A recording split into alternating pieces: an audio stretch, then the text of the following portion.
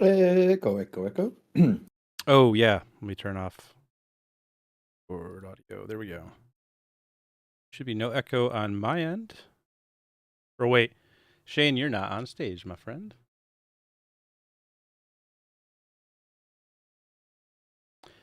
Hello? Hello to people tuning in on Aether Cosmology. I am currently waiting to bring Alan on stage and bring Shane on stage and everyone that's starting to tune in here on X Twitter Spaces. Thank you for being here. We may run into a little bit of a latency issue with audio and video because we're trying out this thing where we're streaming the video through Discord, but we're doing the audio through Twitter Spaces, so you'll just have to bear with it. Kind of an experimental thing here. Looks like we got Stone here. Excellent. Tonight we're talking about like the best topic you could possibly talk about, which is Aetherwind and Dayton Miller. It's Dayton Miller Night. The flute Aether Master himself, the owner of the largest flute collection in the history of flute collections. I'm talking not to the Twitter space. I've had Twitter space muted this whole time. No, all right. Thank you everybody for being here. I was talking to my stream, but not the Twitter space like a dork. So I apologize to that, everybody. So thank you for being here. Tonight is Dayton Miller Night. We're going to talk about the best topic ever of the Aetherwind. So thanks for being here and get ready to get windy. I hope you brought your flute because we're going to be talking about the man with the largest flute collection, I believe, in history of flute collections, which was Dayton Miller. His flute collection is now like a museum somewhere in Ohio, I believe. So that's pretty cool. Or I think it's at one of the Smithsonian's. But what we're going to talk about more specifically tonight is his interferometry work. He took what was called like the Michelson-Morley experiment, the first experiment with an interferometer where they tried to measure the orbital motion of the Earth using the induction rate of light relative to, the equations that J.C. Maxwell had derived from the electric constant and the magnetic constant. So they knew what that rate of light should be ish. They understood how that worked and how they could use that to measure the relative speed or the relative motion of the Earth using that induction. Because they understood how induction would work, how electromagnetic induction would work, and how a medium was necessary for that induction to work. This is before Albert Einstein came along in 1905 and made science into religion. So we actually had logic behind how light would work, and how there would actually be an absolute frame of reality, an absolute lab frame, wherein the laws of physics are actually applicable universally. They're not relativistic. We don't have to relativistically do science. Because it turns out when you actually go to measure those things with the lab frame or with using like precise instruments, direct measurements using a ray of light, as Alan puts it, a ray of light and in some water, some running water. Because you can look at the Fresnel drag test, right? Water going one way and the other. The water's going 44% faster, or the light's going 44% faster with the water, 44% slower against the water. So something's dragging the light. There's something. If we go to measure the speed of light on the Earth, and it's a little bit faster one way than the other, east to west or west to east, then what is that thing that's moving? What's dragging the light? What's causing that difference?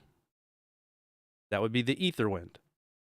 And actually, if you want to, I conceptualize of it a bit deeper, being something like absolute time. It would be like the flow of everything, essentially, because everything exists within this background medium. And the equinoxes, like literally the time in the sky, seems to correlate with the periodicity of this measurable Aetherwind. So, if you wanted to look at like how to measure time, the closest thing maybe, in my opinion, you could get to it would be to look at this flow of this ether wind. But so that's what Dayton Miller measured with the interferometer. I'll stop monologuing if anyone else wants to get windy. Yeah, no, that was a great intro to the subject, man. I was thinking about this earlier, like what we're up against now, how we have replications of Miller's data. It's like even in Miller's time, not even Miller, who, probably one of the greatest scientists, experimentalists you could name out of a hat, right? Of a great experimentalist of the time, couldn't stop relativity, man. Couldn't stop what they had to do to rectify the fact that none of these measurements give a correspondence to Earth's orbital velocity. And that's really the crux of the issue, right? And the way that this is entirely framed, like we're going to go over some some some critiques of the ether here that are put forward, and it's like it's not even about the ether; it's about Earth's orbital velocity, guys.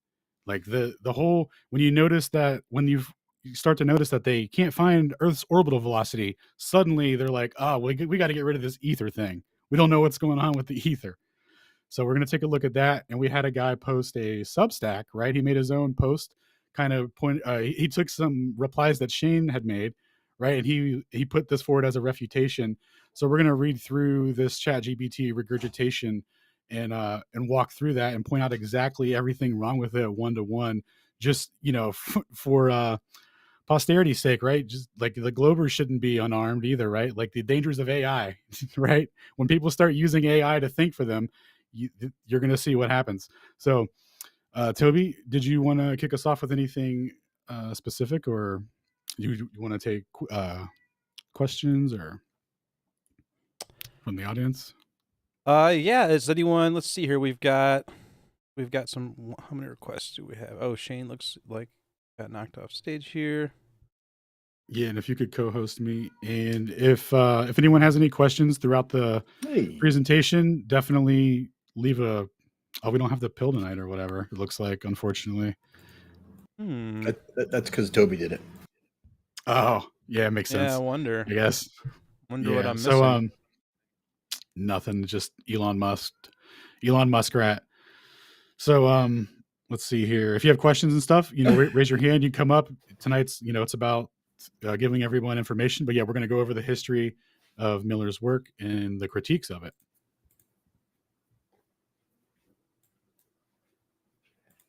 Cool. Yeah. I'll just kind of recap the tweet that I said earlier when you brought up that we were going to read this paper. For me, like the first place, if you're going to debunk the ether wind, quote unquote, the first place you're going to start probably is with Dayton Miller, because he's the first guy that measured it, and he measured it meticulously over like a course of multiple years. That's how you discover periodicity, by doing it for a long period of time. And he did it in two different locations with different types of interferometers, amounting to hundreds of thousands of times running his interferometer, which amounted to literally millions of data points. And so you can't really you have to start there if you're going to address the ether wind and try and debunk it. So I'm curious what this paper will do. It'll either have to, usually we see one of three tactics. The first one being that they're going to Fourier transform all the periodicity right out of the data. They're just going to run it through, some advanced simulation data. Interestingly, hilariously, the paper that does that from Thomas Roberts, he doesn't even actually provide his math. He cherry picks like 30 runs out of the, the hundreds of thousands, and then he doesn't even specify, or he does specify which ones, but yeah, it's like 30 out of all of them, and then he Fourier transforms those and says, look, no periodicity relativity found. And then, so you either do that, or you complain, like I made the joke about the speed. Miller didn't account for the speed of the butterfly's wings down the street. They'll say some random variable he didn't account for, heat or this or that, even though he was meticulous about all those things. Or they'll do maybe the crowd favorite, so I've heard it called, where they will just they'll look at Shanklin's paper. They'll reference Shanklin as the person that debunked Miller, but then you go and look at what Shanklin wrote and what Shanklin did, and all that he really did was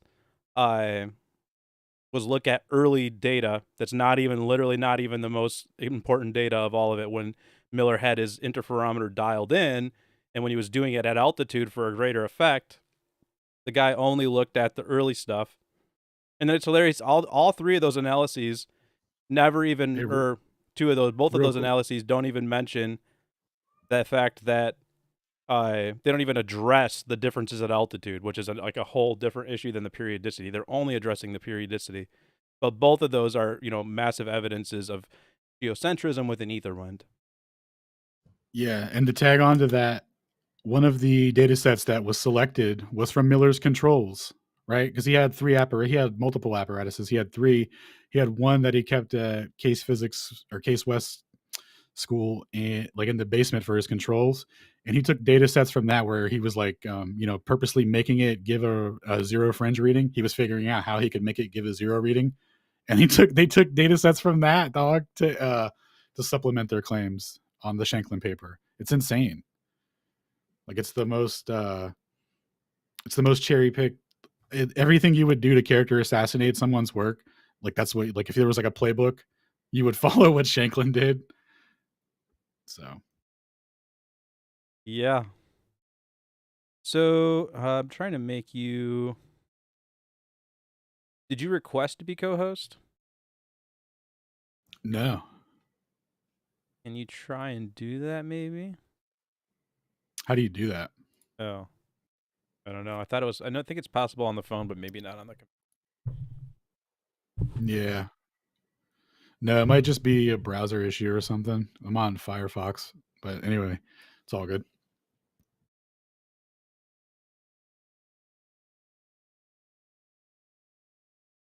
Well, Joan, do you have any thoughts on the ether wind? None so far. I'm more of a spectator on the subject at this point. I haven't actually looked to any degree closely at Dayton's works, so no, I'm eager to see what you guys have so far. Well, on that topic, funny you should say that because I sure would love to get a hold of that data. And turns out we can't really do that. We did put in for a request.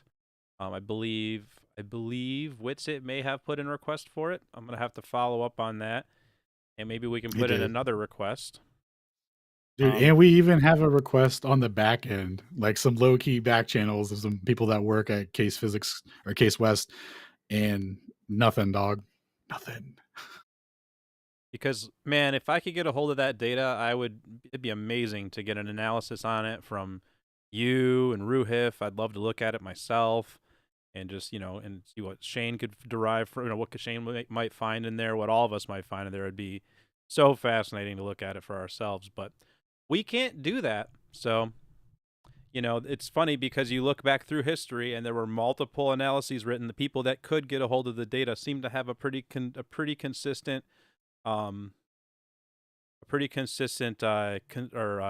conclusion until you get to Thomas Roberts in 2006 with supercomputers and doing a Fourier transform, which he doesn't actually provide his direct math for. So, yeah, maybe someday. He transformed out and didn't show his work, bro. Yep.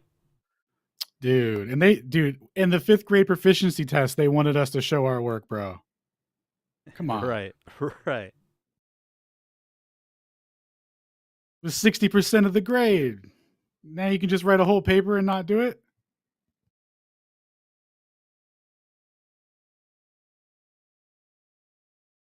Oh wait, here we go.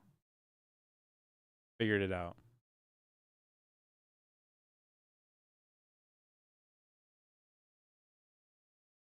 All right, I sent a couple co-host invites.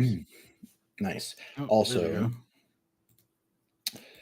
I just posted a compilation 2-minute timeline, I think, that I made in PowerPoint of all the ether wind experiments freshly refined with Excel. And there's a nice list of like 80 from 1900, 1902, all the way up to the recent. And then the recent ones are listed on the text because we can do that with Prime or whatever. nice. Do you have a link to that, you said? It was posted on the yeah. space? So how do I do that now? Yeah, right. Okay. So after you reply it to the Oh, space, share the space. there you go.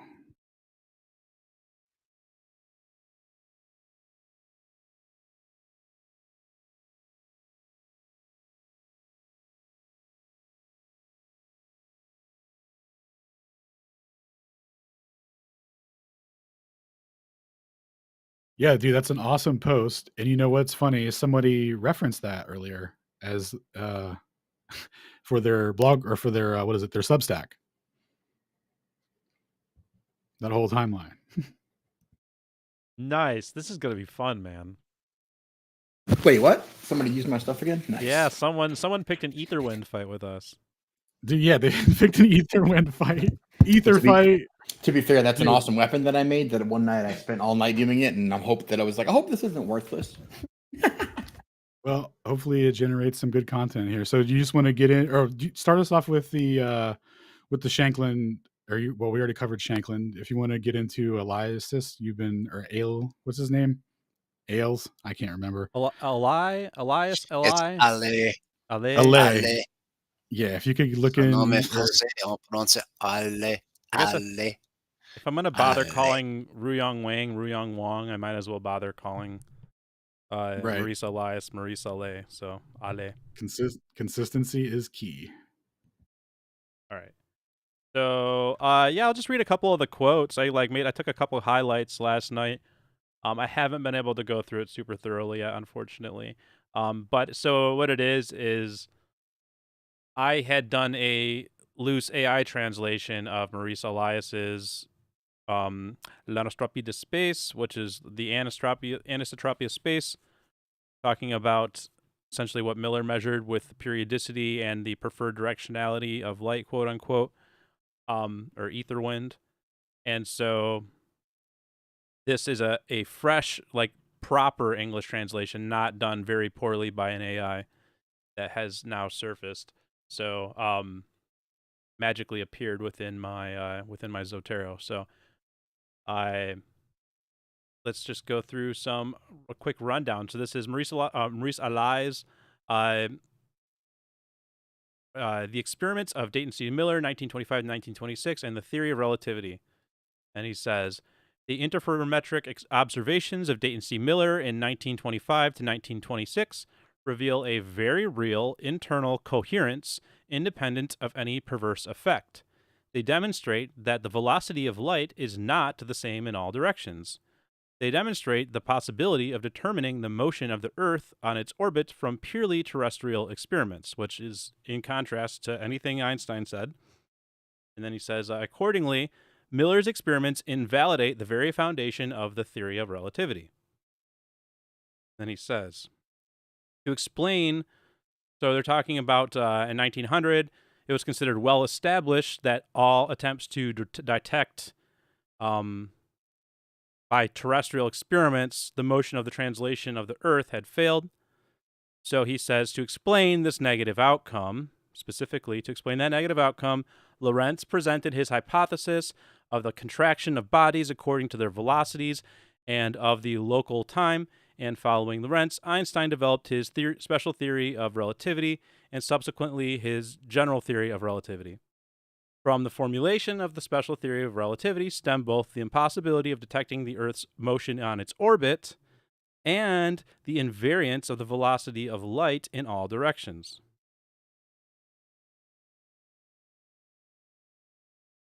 So he says, then he goes into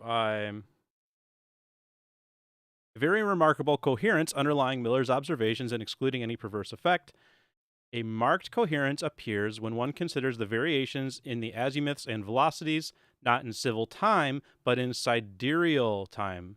The fittings with sinusoids of a period of 24 hours of the curves representing velocities and azimuths in sidereal time are on the whole very remarkable. That's what I have from my notes from last night. I'll have to pull the paper up and I can look into this or read some more from it maybe as we go through here. But maybe was somebody specifically trash talking? Yes, there's a Substack written that references your tweet. Oh, my old one. Okay. Yeah. Yep. I guess I'm gonna have to read this bad boy.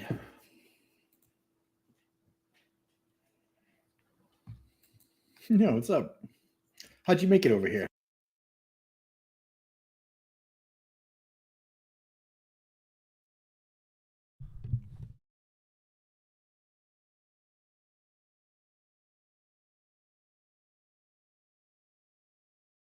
So um,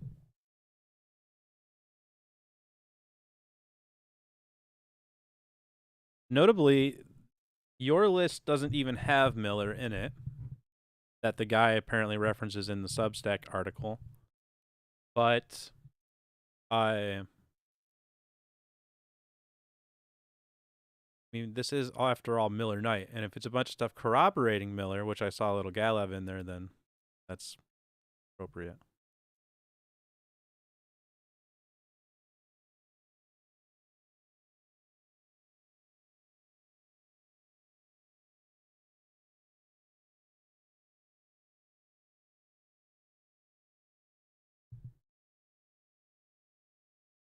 All right, so here's some more from Mr. Maurice Alai. For the period of the circulated holographs deduced from the sinusoidal fittings, the velocity and azimuths are almost exactly perpendicular to the mean A directions of the azimuths and symmetrical relatively to those directions. Indeed, that is an even more remarkable circumstance. Finally, the figures change gradually from one period to another. They attain their maximum dimensions around September 21st, which corresponds to the autumn equinox, and their minimum dimensions around March 21st, corresponding to the spring equinox. They are therefore dependent on the Earth's position in its orbit. There's a John, what do you think about that? I'm not sure what you mean. So when he says that the figures, the interferometer, the fringe shift readings of the interferometer gradually change from one period to another, and they attain their maximum dimensions around September 21st, and their minimum dimensions around March 21st, corresponding to the Earth's position in its orbit. What do you think? I think there's a presumption about orbit to begin with. But I guess there is some kind of coincidence, co-happening, co-event taking place in terms of those particular times of the year where the sun is here or there. But again, where I would definitely be wanting to see data to see just what kind of prominence comes out of it to tell him that that's his conclusion. Absolutely. Totally agree with that. And honestly, man, that would be probably the best place if I was a Globie arguing this.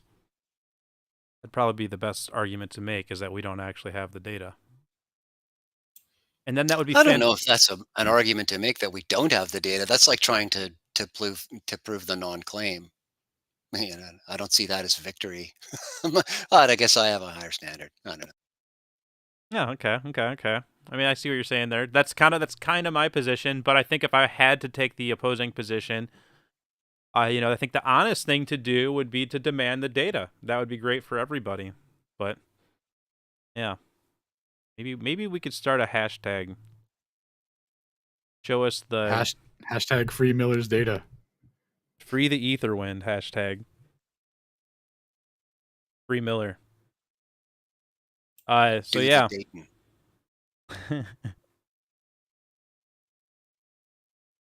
Well, thanks for your feedback on that. Those were the two things. I was curious. I'm kind of, because I know when it comes to these sorts of things, we start getting into what is this device really supposed to do in the first place? What is the variable here, and is it properly, what could be the noise factors that could cause this, or what could be the physical explanation for why the fringe would move with the equinoxes like that? And that's where it gets the most interesting, because it's you could almost argue heat, but it wouldn't be perfect with sidereal time like that. And it would, it would be different year to year depending on the weather for that year. So what's really bad about it? So it reaches minimum and maximum dimensions 6 months apart, right? Corresponding to motion of the sun in the sky. Now they say that the Earth's orbit is the reason for would it be stellar aberration? But that occurs. Stellar aberration is supposed to occur in 6-month intervals as well, corresponding to Earth traveling, with the towards the sun or away, for the perihelion and aphelion. But actually, it happens in 9-month intervals. So it doesn't even match the heliocentric model, and we have fluctuations of where the Earth is supposed to be in its orbit, and it doesn't match the interval for aberration. Good So game. That signal dude. peaks are not actually at the equinoxes? They're 9 months apart? No, they're Which at are we citing? no. The what Miller measured corresponds to the equinoxes, but stellar aberration occurs in 9-month intervals, but they portray it. It's the heliocentric model predicts it happens in 6-month intervals, but it doesn't. I just found that out last night. It happens in 9-month Ah, intervals. So it would be impossible to attribute it to the Earth being, we're traveling. It's not even in the right position. I definitely Wouldn't see happen. those two as one is substantive and one is non-substantive. So yeah, Yeah. I understand how they're nowhere Yeah, similar. dude, that's a wrap, son. Untenable AF, bro. No flat earther can. Dude, where's the Glober to answer that, dog? Why are your measurements not matching the sky? Anyway, so this is why they have to ignore Miller's work, right? Because the important thing here is that he's measuring a periodicity that matches sidereal time, and what he plots out with the minimum and maximums, it's actually in relation to the sun, right? So there's and those speeds do not, they don't give heliocentric speeds, right? They're 5 kilometers a second at 200 feet above sea level, and then 10 kilometers to 12 kilometers at 1800 feet above sea level, right? And then we have that corroborated years later by Monera and Galev. And then Galev took it a step further and actually did his at altitude using radio links, where he could take measure the vertical gradient essentially. So when you combine all that, we have an actual velocity, we have a vertical velocity gradient that gets stronger as you get closer to the sky. That's not a prediction of the heliocentric model. It's not a prediction of relativity theory. Um, and then obviously what we just learned about the parallel or the aberration issue.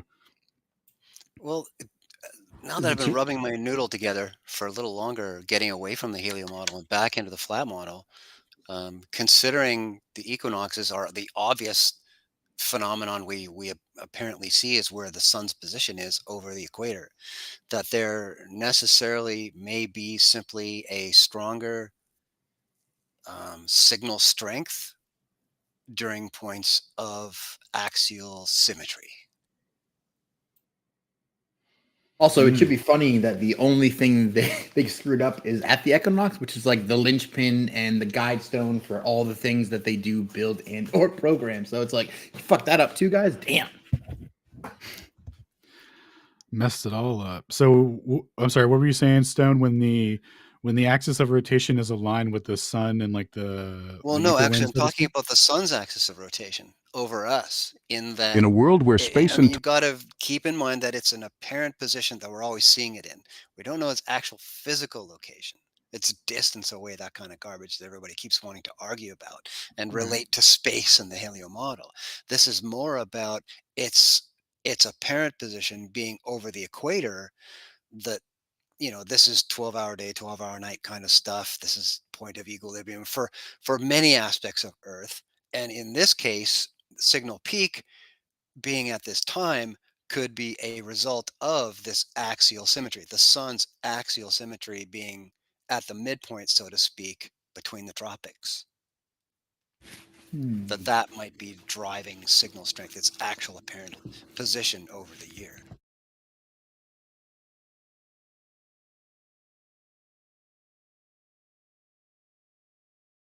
Like, it could just be a part of the sun's radiative pattern. Yeah, sorry, my mic was muted. Yeah, I was going to say, Solar radiation. so yeah, as the sun goes into the south, it has to, technically it would have to move faster, right, to maintain the 15 degrees per hour, so its translational speed would increase. So you would see that maximum dimension reached, as it essentially is moving faster. That its apparent position is moving faster in the sky, right? Not quite what I'm looking at, because the same thing is happening 6 months later when speed is allegedly attenuating, or at least linear speed would be. Angular speed remains constant-ish, according to the Analema anyway, give or take 15, 17 minutes. What's that among friends? Hey? But Oh, yeah, no, 3% scarcity about or so? more just about how it spends all of its time over the equator during the times of the equinox, and that its physical position, or its apparent position for us, its Oh, physical position for it might represent, because it's at a point of symmetrical between the tropics, that's where you get the strongest signal strength for what we're measuring. right. I see what you're That saying this now. all might also be part of the sun's package, things that it's radiating, and it might do a better job during the equinoxes because of its position over the Earth. Yeah, Yep. that makes a lot of sense to me. So we are equating heat map, the median heat rise, or are we doing like solar radiation as the general? Well, we're talking about how this relates to the non-physical and the transmission of the speed of light, right? This is really all that we can measure. But the sun, So for sure. there may be some range in the rate of conductivity in counter space relative to sun's position. That's kind of what I'm driving at. How about like we have a 90-degree lag with the tides because of the telluric currents underneath that have to sleek the sun from the solar radiation? Hey, that's some sort of delay. Kind of sounds like the Earth is a polyrhythmic machine. A bit clockish, yeah. You know what that means. You've got telluric currents, you've got continental currents, or continental frequencies, and then you've got the motion of the sun, and you've got the motion of the moon, the motion of the stars, then you've got the eclipses and the phases of the moon, and then you've got the tides. And then you've got all of these things coming in and out of phase with each other, essentially, or in and out of beat with each other, you could even say. Yeah, everything that's a system on our realm is a dynamic system as a result of the dynamic interaction of the sun and the moon, as far as I can tell.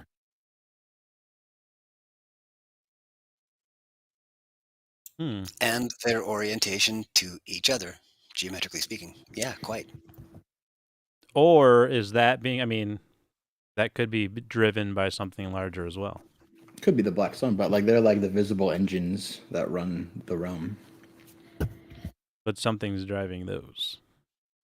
Well, I mean, Are they an effect of the ether wind? Is kind of what I'm getting at.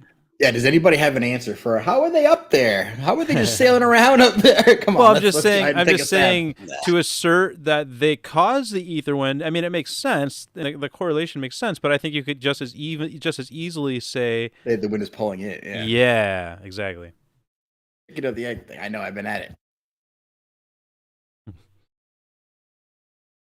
No, it's guys like Eric Dollard that I find most refreshing at moments like this, where he doesn't even take the time to consider, is it important whether he says yes or no? Does he know what something is? Like when he's sitting in his car in the middle of the desert and someone says to him, so what is the sun? He says, we don't know what the sun is. All we know is it's an energy converter. They say, well, where does the energy come from? So I don't know. It happens about that fast too. And it's like, I don't know if they just know this, they know that, they don't know the other thing. What else do you want to talk about? You know? Wish they were honest like that. I would probably listen to him then. Let's see. Someone did the season, so I'm putting that out there. It's a higher tangential velocity, right? So different, same speed, but like a watch hand on a clock, it's going the same speed for us, but because it's out there further extended, it's going apparently higher. But also, the stone, analemma is equal, right? We know that. Everyone knows that now. It's not a super fat bottom. That's just the aspect of perspective. It is entirely asymmetrical, indeed. On Shane's model, it'll show that to you if you just pick a spot and put it, like, go on the equator and move it back and forth. You're like, God damn, it is equal. Front and back. How about that? Just like I guess I would expect. Wait, what? Yeah, the analemma is equidistant. It's not bigger in the south. Oh, Yeah. you didn't tell me that. Oh, well, we're doing it now. Wow. Okay, so that makes a lot more sense what Stone said then. Yeah, Exactly. 88% of the people have been Wow. telling us that it's that way because that's what they see, but that's why I'm Wow. overwhelmed. So it's just an effect of the apparent Perspective. position in your ASCII grid. Mhm. Wow. It's your latitude dependent. Yeah. Right. Dang. Okay. Wow. So that makes, dude, that's crazy. Shane's model came to the rescue. I was arguing with Lion and Geo, and I was like, no, it doesn't. Well, goddamn, look at that. Yes, it does, right there. Okay, all right. Sorry, everyone. Well, it's oscillatory. I don't know that it's symmetrical. And again, function of your latitude. But Yep, I think always. I should map mine out too.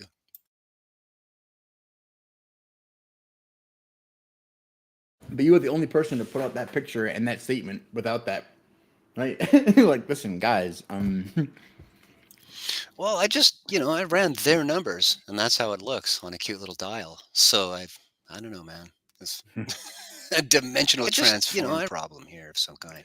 Boy, I've been balls deep in those all day. I think I got 12 papers on coordinate system transforms for the next presentation. But, oh man, I forgot what I was going to say now.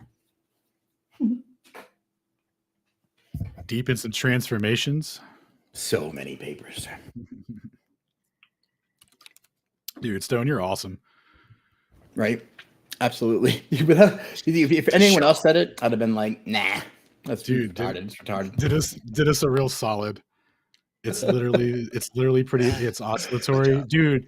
Yo, Stone, remember your boy 3% deviation, 1.5 plus or minus. Oh yes, first. It's like, dude, it's literally oscillatory, dog. Like you were saying. So, the orbit of the sun and the moon is a what, guys? An ellipse or a circle? What do you guys think? Circle. Okay. Anybody else? The moon is out 11% from perfectly circular, and the Earth is out 3% from perfectly circular. So we're totally ellipsoid, bro. Sorry, Shane. I know I pissed on your party, but I just had to. I held that in my head for like a year without any reservation. You can't let me joke with him a little bit. Like, nope.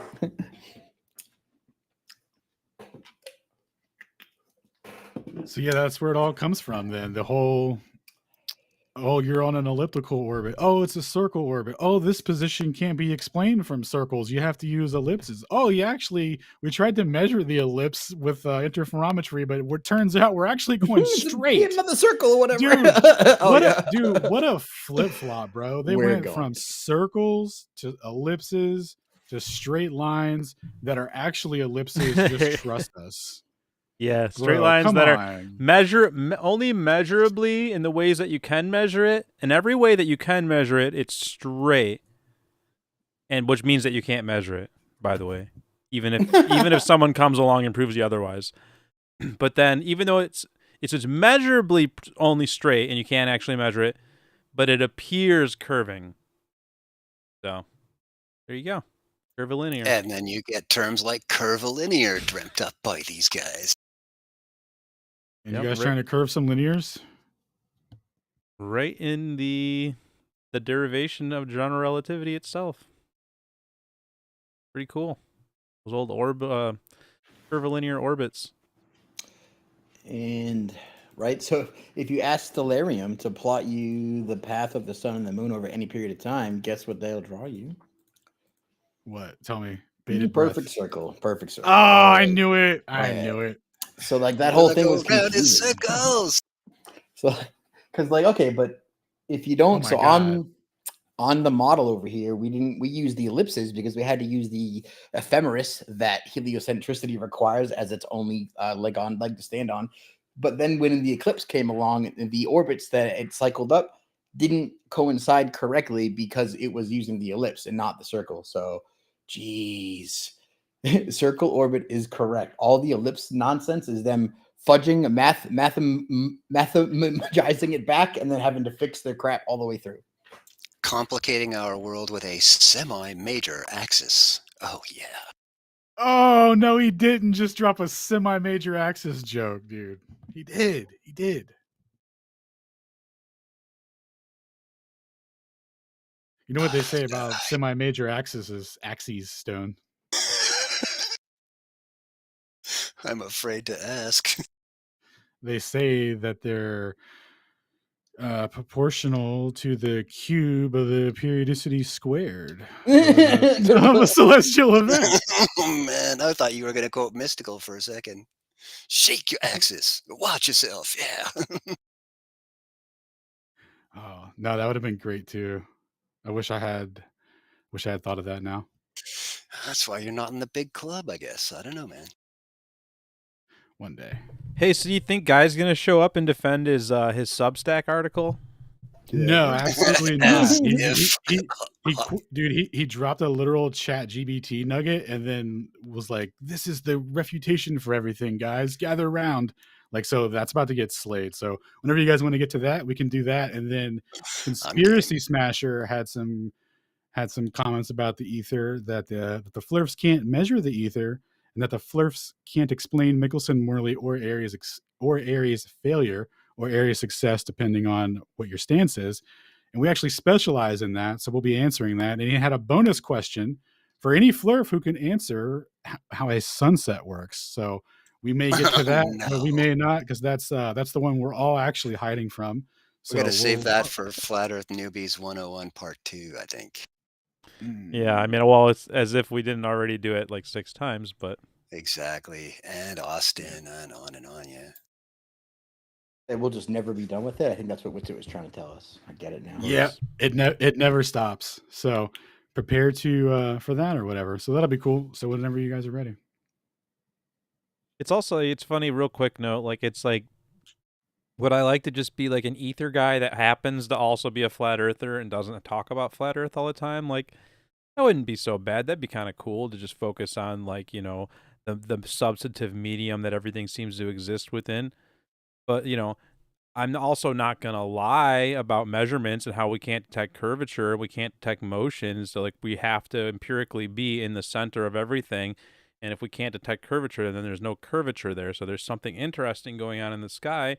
We can't explain that, and I'm okay without being able to explain that. But where was I going with that? What was my whole point there? I don't know. But yeah. There we go. Yeah, take that. In other words, Globy's bad. There we go. Thank you, Stone, for the save. Yeah. I don't know what it was, but fucking take that. So yeah. Join us next week on Succinctly Speaking. I'm succinctly speaking. Did we have any people to come up here or what's going on? Well, I think we can just dive into that old paper there. All right, cool. So we'll start not with the paper, paper. sorry, GPT Substack. Yeah, well, yep, exactly. All right, let me pull it up for the stream. All right, so let's see, this is the right one. Allegedly, yes, it is. And activate monitor. Nice. Yeah, can you put the link up on the Jumbotron, like post it somewhere so people can read along if they want? Or is this going to go to your view? They could just catch your view, I guess. Absolutely. Yeah, it would be easier to follow along on the stream if you can pull up both at the same time. But if not, Toby will put a link in the Jumbo. Actually, I can do it. 1 second. Oh, we don't have a Jumbo this run, boys. Or it's not showing up for me. I just shared it to the space. Okay, thanks. Yeah, I got it on top here. Okay, cool. Yeah, my Jumbo button's not working. Oh, we don't have something. Okay. So yeah, we're going to take a look here. So this guy, his name is Wise New Peter, or Wise Null Peter. So this guy, that would be Null Printer. It's an old geek joke. Oh, thank you. Luckily, we have a geek here to tell us about that. So consummate geek. So here you go. Debunking the ether from Mickelson-Morley, Modern Physics. All your questions answered. open.substack.com/pub/printer guy. All right, so we'll open this link here. And we have this nice layout. Is there a dark mode? Nope. Debunking. He's going to debunk it and ask answer all my questions. This is going to be awesome. We have this nice layout. Try and If make it into a there- nice is it dark line here. mode? All right, so Nope. here we go. Debunking. Without further ado, we have social He's gonna media, debunk it particularly on and platforms ask. like Twitter. Dude, this guy might just be ChatGPT, might not even be a real person. So social media, particularly on platforms like Twitter, currently known as X, have become a hotbed for various forms of science denialism. These posts masquerade as deep philosophical inquiries, sophisticated critiques aimed at perplexing the average reader and suggesting a profound understanding of complex topics. Yeah, dude, we're here to bedazzle you with BS. How dare you without a PhD? Yeah. All right, so Anyway, the following Q&A was sparked by such post. Ooh, so we got citations here. So, although not directed at me personally, it was one of the replies to one of my posts, and the message in question cleverly poses several questions, seemingly employing the form of epistemology or Socratic method of inquiring, attempting to establish the scientific method. And dude, it's literally an analysis of ChatGPT. In response, I've decided to entertain this approach and engage with the inquiries present. Well, thank you, wise printer guy. And then here we have Shane's post. So that timeline that Shane was talking about, he's quoting that. And this is a conversation with Franco. Shout out to your boy Franco here.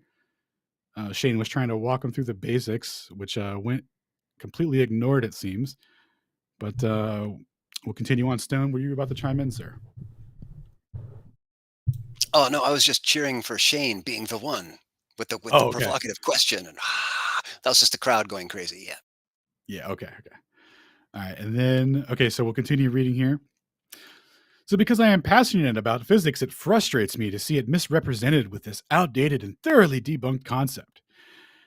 In the response to the original posts, which I feel which feel the need to recycle old ideas under the guise of new insights, I present a detailed exploration discussing the questions asked. Unless the original poster acknowledged the establishes physics or brings genuinely new information to the table, they are merely repackaging old theories to support a misguided narrative. Here, I aim to educate and clarify for any reader who might be confused about the misinformation being spread by the original poster of these accounts. All right. So question number 1. According to the mainstream heliocentric model, did Michelson-Morley debunk the ether? Answer. Okay, so you have to read these like the machine, of course. Yes, according to the mainstream heliocentric model at the. My bad. I forgot Go this for it, bro. Go for it. from a robot. All right. I got to channel my inner cyborg. Domo origato, Mister. Oh, okay. Yes, according to the mainstream heliocentric model, the broader consensus in the field of physics, the Michelson-Morley experiment is widely considered to have provided strong evidence against the luminiferous ether, at least in the form that is traditionally conceptualized. The ether has been presented as a stationary, invisible medium necessary for the propagation of light. It's not really robotic, though, is it? I feel like I'm kind of like I could popcorn you for a while for fun. Angry nerd robot, kind of something like that. By the way, feel free to popcorn me anytime. That'd be cool, sure. Yeah. Do you want to take it away, Stone? Sure. The ether had been posited as a stationary invisible medium thought necessary for the propagation of light waves, similar to how air is needed for the propagation of sound waves. According to ether theory, as the Earth moved through this medium in its orbit around the sun, in line with the heliocentric model, it should experience an ether wind that should affect the speed of light depending on the direction of light travel relative to the motion through the ether. Okay, that's pretty good. Anyways, so the McMorley experiment conducted in 1887 aimed to detect this ether wind by comparing the speed of light traveling in the direction of Earth's motion through the ether and perpendicular to it. The experiment used an interferometer to measure any small differences in the speed of light along these different paths. The expectation was that light would move faster or slower depending on whether it was traveling with or against the ether wind. However, the experiment found no significant difference in the speed of light in different directions, leading to a null result. This is so GPT-effed. Holy cow. Oh, it's going to be totally right down the middle mainstream. Absolutely. But it's not even, it's like, it's making, this is a GPT original, because it's responding specifically to the question being about ether wind. So it's taking like mainstream consensus responses about like Michelson-Morley and applying them as responses to the concept of an ether wind. Like it's actually being kind of like taking some creative liberties here. It's deviating outside of mainstream a bit. I'm glad you noticed that. There's some additional stuff too that just gives it that nice GPT. Yeah, hint. But yeah, this guy clearly put it in there and like refactored it to be like about Etherwind because we specifically talk about it. Not because to be clear, real quick before Stone continues on with the awesome robot voice, the static ether concept was their theory of how they conceptualized it because what they were going to do was attribute the velocity measured to the Earth so that they could confirm their model, right? So they couldn't have any other velocity component, right? So that's why they had a static model. Now, does that falsify?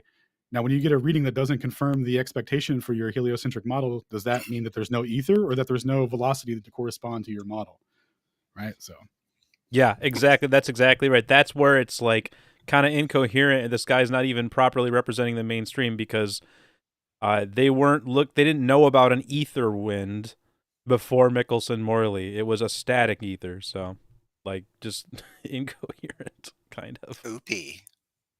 However, the experiment found no significant difference in the speed of light in different directions, leading to a null result. This outcome was inconsistent with the then prevailing ether theories, which predicted a measurable difference based on Earth's motion through the ether. The failure to detect the ether wind challenged the necessity of the ether for light propagation and eventually contributed to the development of Albert Einstein's theory of special relativity. Einstein's theory, which, notice it's not a law or anything, it's just a theory, which includes the postulate that the speed of light in a vacuum is constant and does not depend on the motion of the source nor the observer. I love how ChatGPT really suck at grammar. Anyways, effectively replaced the ether concept with a new framework that did not require a medium for electromagnetic waves. And what they mean is propagation. Thus, in the context of mainstream physics and the heliocentric model, the Michelson-Morley experiment is considered a pivotal piece of evidence that debunked the traditional concept of the ether. So you guys, go ahead, take it back. It's all yours, man. All right, cool. I can take it from here. That was right. Now, can you match Stone's robot though, Toby? That is the question. I'll give it a shot. I'll have to sit up. I'll sit up for this. Because you can read it, like obviously, right? We can all read, but can we robot? Well, the question comes in the form of, let's say, an honest, curious person, maybe not even a flat earther, just a fence walker, right? Maybe a geocentral curious, right? Geocentric curious.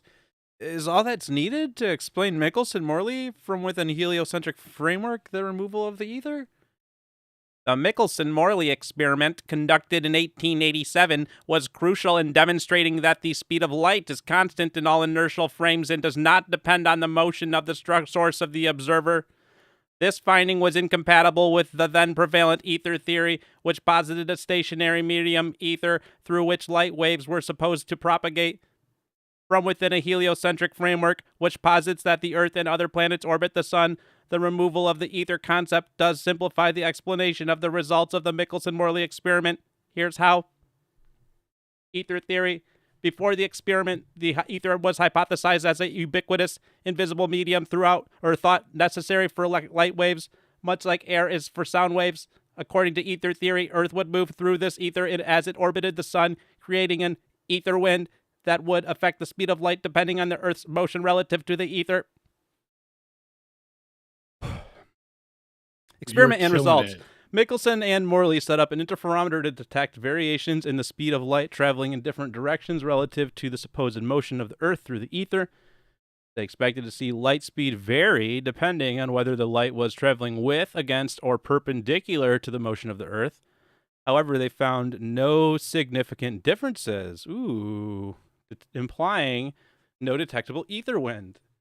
Man, we're not. You were really managing some Star Trek original series computer voice there. That was hot. Oh well, thank you. Yeah, it was kind of running myself out of breath doing it. I'll be honest. Implications for ether theory.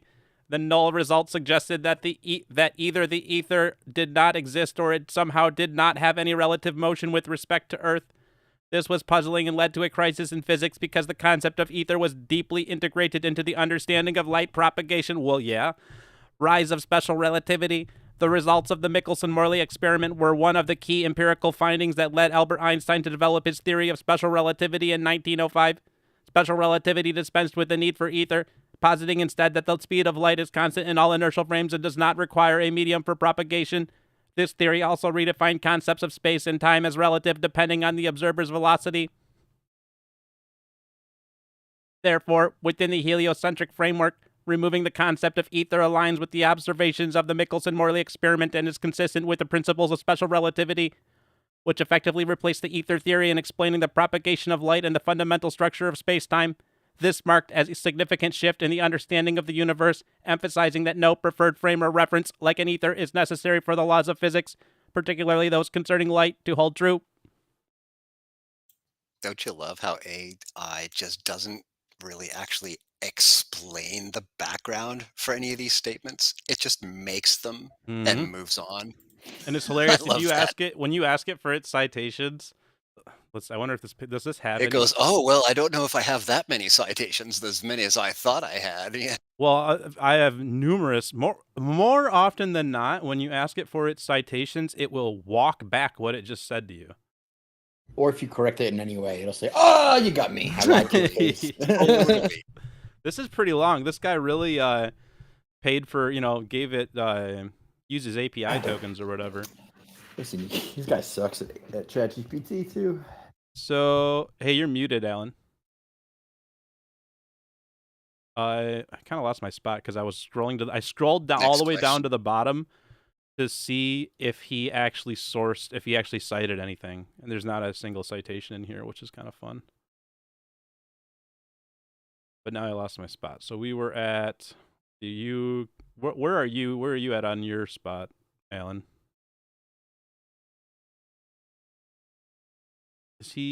I'm not even in the space. That's cool. Robot voice. No one's gonna. Yo, I could read it in a non-robot yo, I'm voice. back. He's good all by himself. Yo, Hey, there's Toby. I don't know what I did. Somehow I left the space. What was I in the middle? So yeah, I lost my spot because I scrolled down to the bottom. I was trying to see if this guy cites anything ever. This robot. There's not a single citation in this whole thing. It's insane. Nah, Of course not. Bro, he pulled an Einstein, bro. He just published his thesis and put it out for everyone, and everyone's just gobbling it up. Well, really, to be fair, we're probably the only dupes reading this. That's true. And to be fair, I read a lot of fake counter stuff, it turns out. All right, so do we honestly? So I don't think we want to read this whole thing. This is really bad. Yeah, it's kind of long, and it's really I don't know if my joke about how he used up all of his he used a lot of API tokens to generate this. So why don't we read the questions and then just provide the answer, and then people can read the response on their own and compare and contrast. Okay, how's that? We could speed run it. All right, so what was the next question, Stone? It was, can we use an interferometer to detect motion moving in a curved path? The answer is resoundingly yes. And the reason is because there is, if at the center of that rotation is a point of absolute space where all that rotation is relative to. So there's one for that. And then they say, okay, well, there's none for linear motion, but there is. In 2004, Ruyong Wang showed that you could measure a linear path as well. So refuted there. And then we have, did anyone have any additional input for that or no? No, I think that's the broader point that people argue about less frequently. Yeah, true.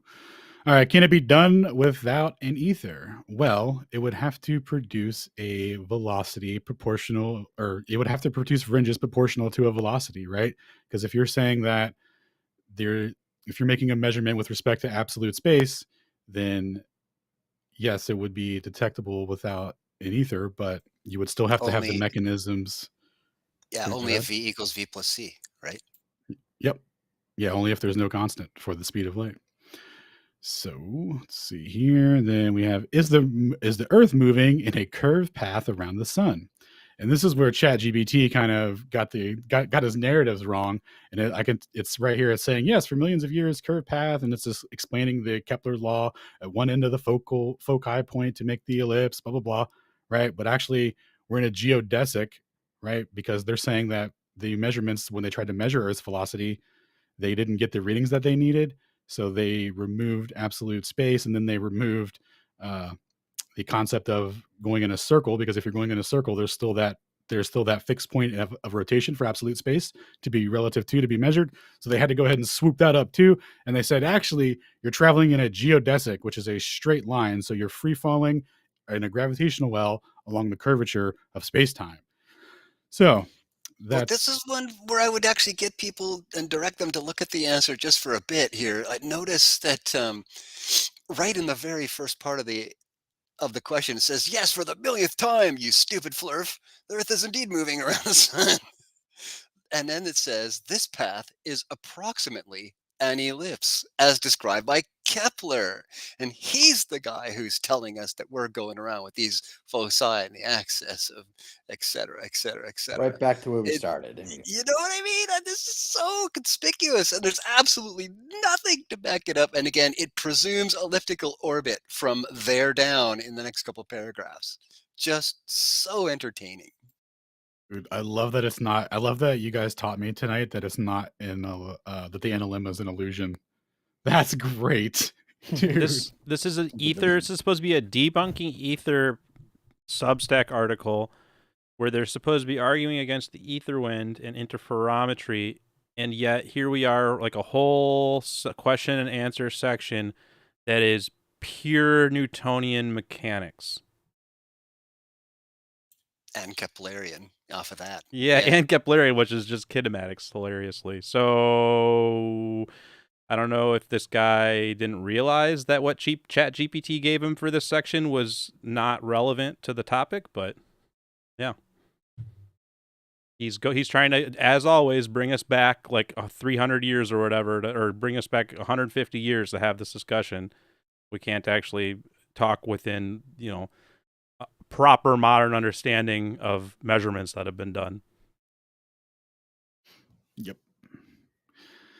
Yep. So let's see. Question: can interferometry be used to detect an object moving in a curved path without an ether? Oh yeah, we already went over that one. Did the interferometer in the Michelson-Morley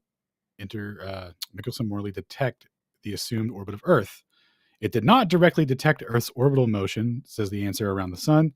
Instead, it was designed to detect the relative motion of dude. No, but yes. Dang, dude, it just goes into full regurgitation mode. So no, it didn't measure it at all, and it did give a velocity measurement, but again, they rounded that to a zero, and then that's where Einstein came in with this hypothesis that, oh well, light is independent of everything, and if you're traveling in constant velocity, everything's relative, you can't tell.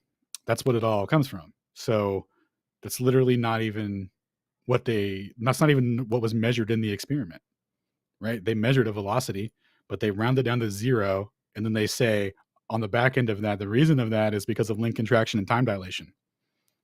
So, and then you get your introduction into Lorentz transformations. So, would a moving ether alone explain the results of the Michelson-Morley? And then it says here, answer: removing the concept of the ether does not entirely explain the results of the Michelson-Morley. It actually does. So, a stationary Earth with respect to an ether wind, it explains it entirely. So, question: did Michelson-Morley debunk Newtonian mechanics? Answer: no, Michelson-Morley did not debunk Newtonian mechanics. Instead, it challenged the existence of the luminiferous ether, the concept that was part of the light propagation at the time, blah, blah, blah. Well, that's not true, because again, as we went over earlier, there's still an absolute space for that Keplerian or circular orbit, whichever one you prefer, and there would still have to be a measurement of 30 kilometers a second. So you can't have it both ways, but not understanding that and using ChatGPT to guide your life will lead you down this absurd line of logic that doesn't make any sense. I think we're hearing more from ChatGPT that Michelson-Morley debunked Einsteinian mechanics. Like, let's ask the relevant question here, you know? That's a little more to the point. Well, it says here, if relativity is required to explain Michelson-Morley in the orbit of Earth cannot be detected, would a consistent detection of motion falsify relativity? It says here, hypothetically, if an experiment were conducted, or if an experiment consisting were to consistently detect motion in a way that contradicts the prediction of the theory of relativity, it would indeed pose a significant challenge to the theory. Well, not a significant challenge. It would falsify it outright, right? Because Love the language. right, that's always with that apologetics, because Einstein's making very specific claims with these postulates about the laws of physics, right? So if your postes are shown to be untrue, then your whole philosophical framework and all of the math to explain everything and the mechanisms and the second order effects that go along with it are just kinematic nonsense that have no physical meaning in reality. And it's really fun for you to calculate them, but they have no physical meaning. I hear Feynman in the background. If the Yo. experiment is wrong, then your theory is wrong. Dude, but it only applies to theories that aren't relativity or quantum mechanics. Or- You know what's It's really sad crazy, about dude. this? Like, the saddest What's thing up? about this is that the guy kept the Chat GPT question and answer format. He didn't even Yeah. bother to format, like, to put this into an article.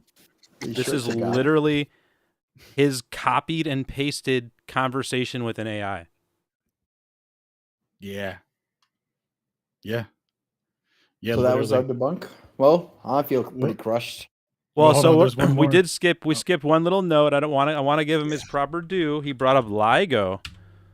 Applications in Oh. gravitational studies. In advanced physics, interferometers like those used in LIGO, the Laser Interferometer Gravitational Wave Observatory, can detect extremely subtle movements caused by gravitational waves, which themselves are ripples in space-time curvature emanating from cosmic events like black hole mergers. Although those aren't examples of detecting an object moving in a curved path per se, they show how sensitive interferometers are to even the minutest disturbances in a set physical configuration. So I don't see a citation here for the gravitational waves being detected. So I'm presuming they're just referring to, one of the ones claimed by LIGO. That's fair. Okay, I guess we don't need a citation. That's fair, because this is LIGO we're talking about. And we all know what LIGO has proclaimed to have found. And that would be that they have found gravitational waves via their convolutional neural network. So as it turns out, when you take a gigantic laser beam and you split that laser beam down a gigantic perpendicular path, I can't recall the exact distance off the top of my head. Anyone know? Yeah. Was it like 4 kilometers? Talking about LIGO's arms? Yes, that sounds right. LIGO? Yeah. That in sounds order right. of Thank like you. a handful of kilometers. Yeah. So you split it 4 kilometers, one way north, one way east, and then it comes on back, and then you get a noise pattern based on the interference pattern of that laser.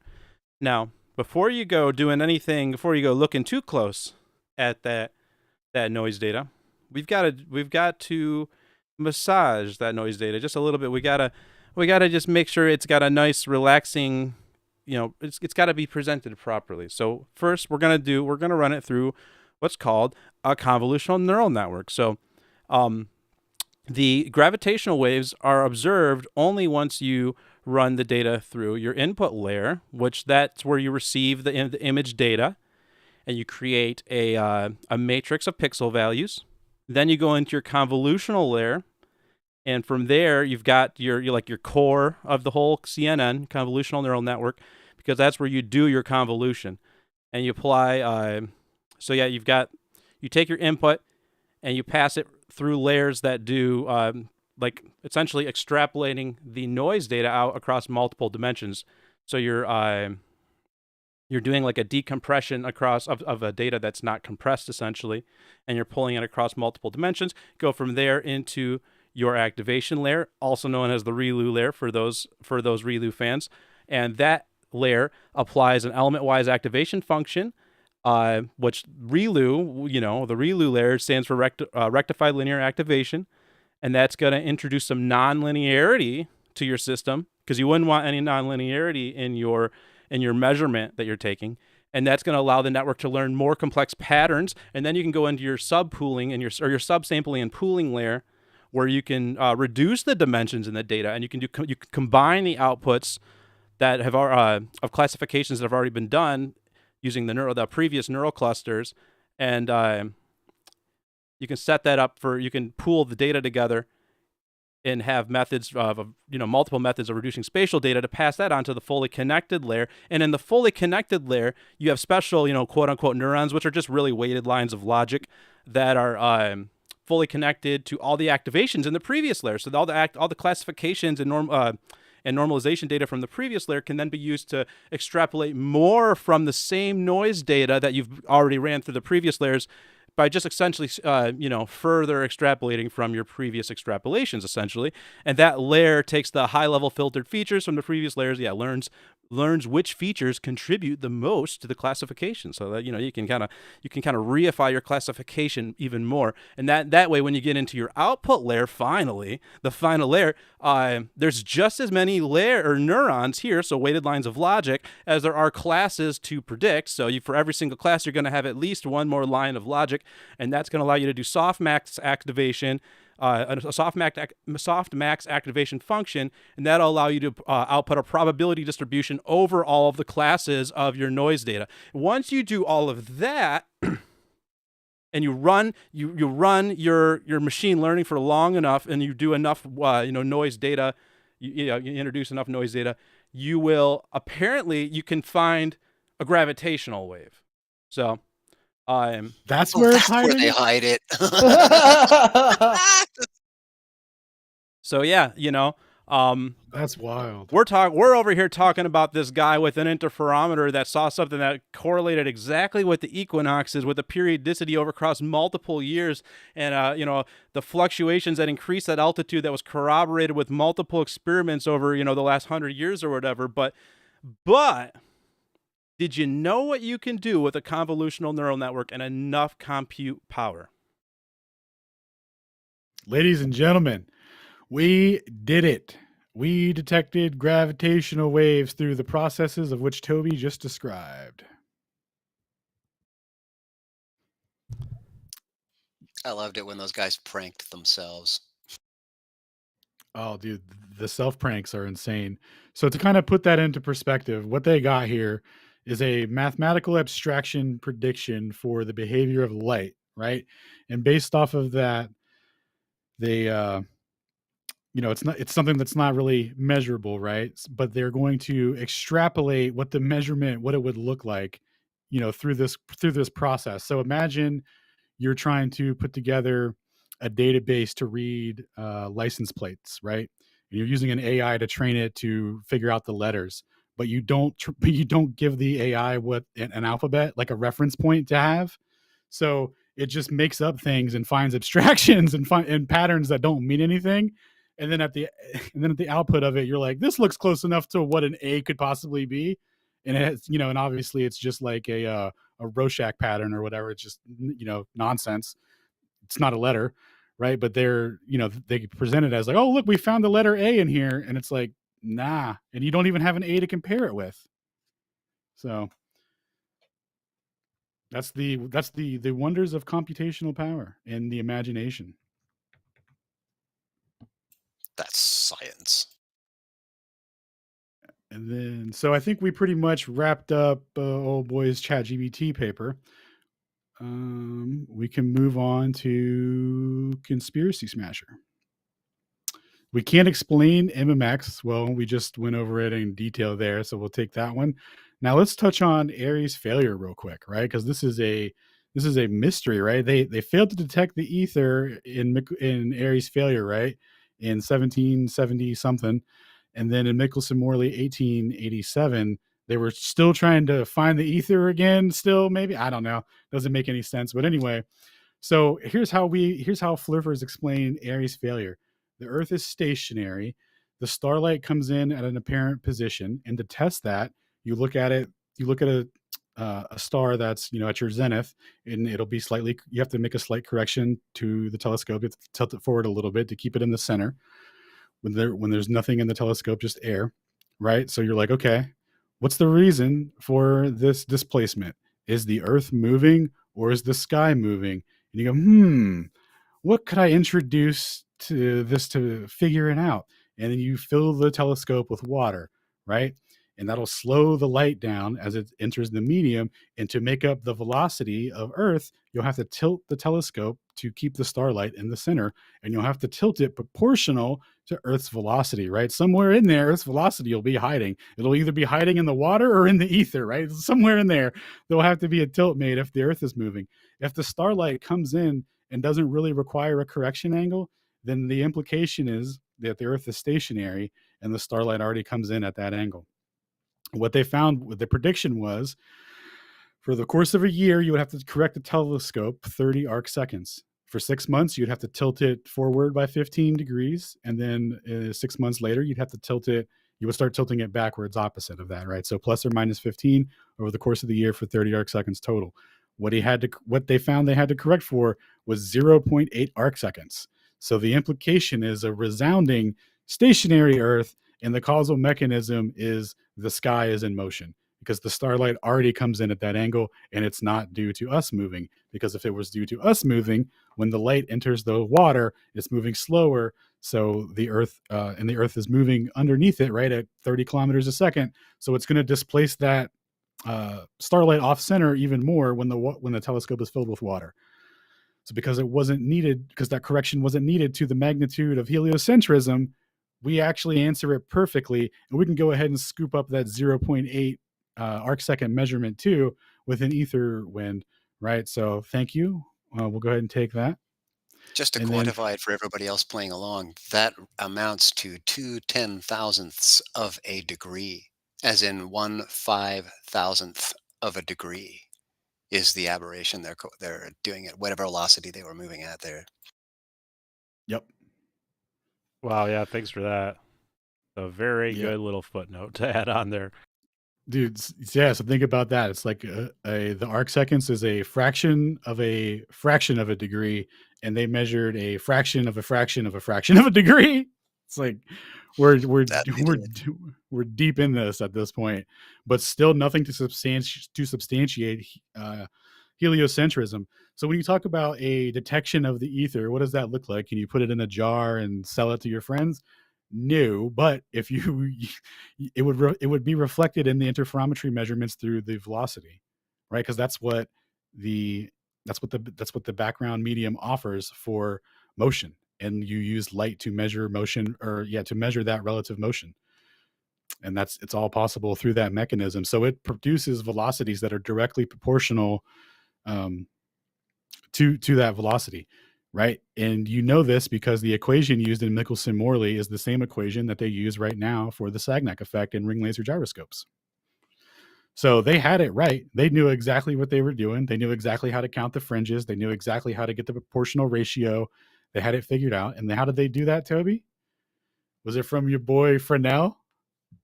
Or I'm sorry, Fazal?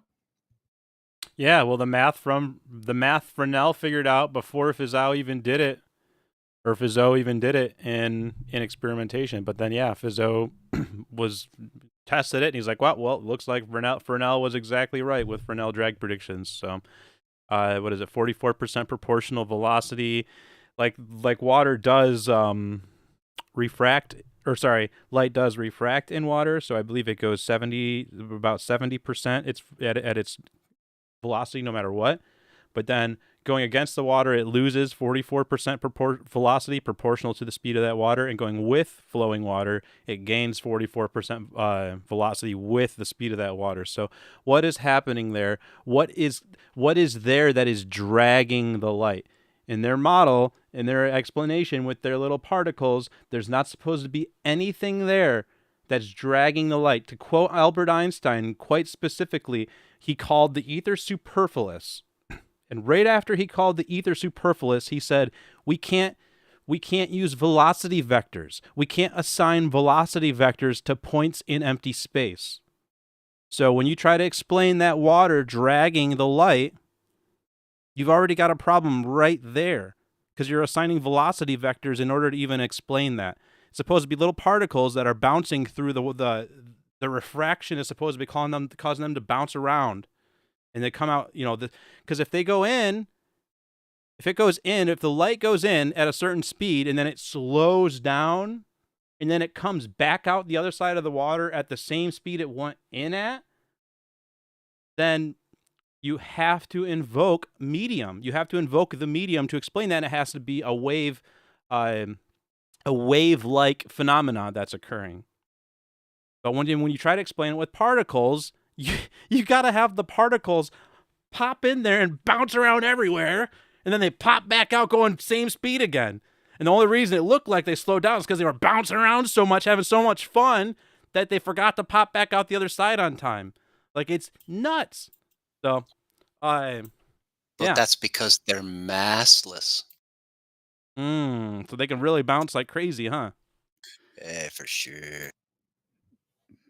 They're kind of massless, but then they're kind of particles too, right? I mean, it's like they have a mass, but we can't really measure it or know what it is.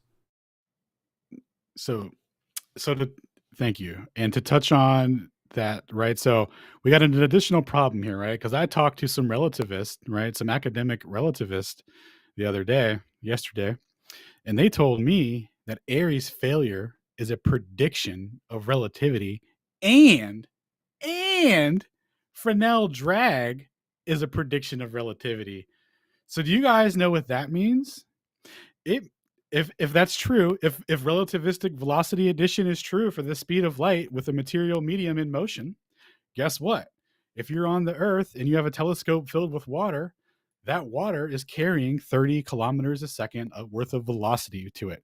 So actually, all material medium would be carrying that, and you would have to make additional corrections to compensate for that. The baseline correction for everything would be a 44% velocity ratio to the speed of light, or to the 30 kilometers a second of Earth whenever anything enters a medium for interferometry.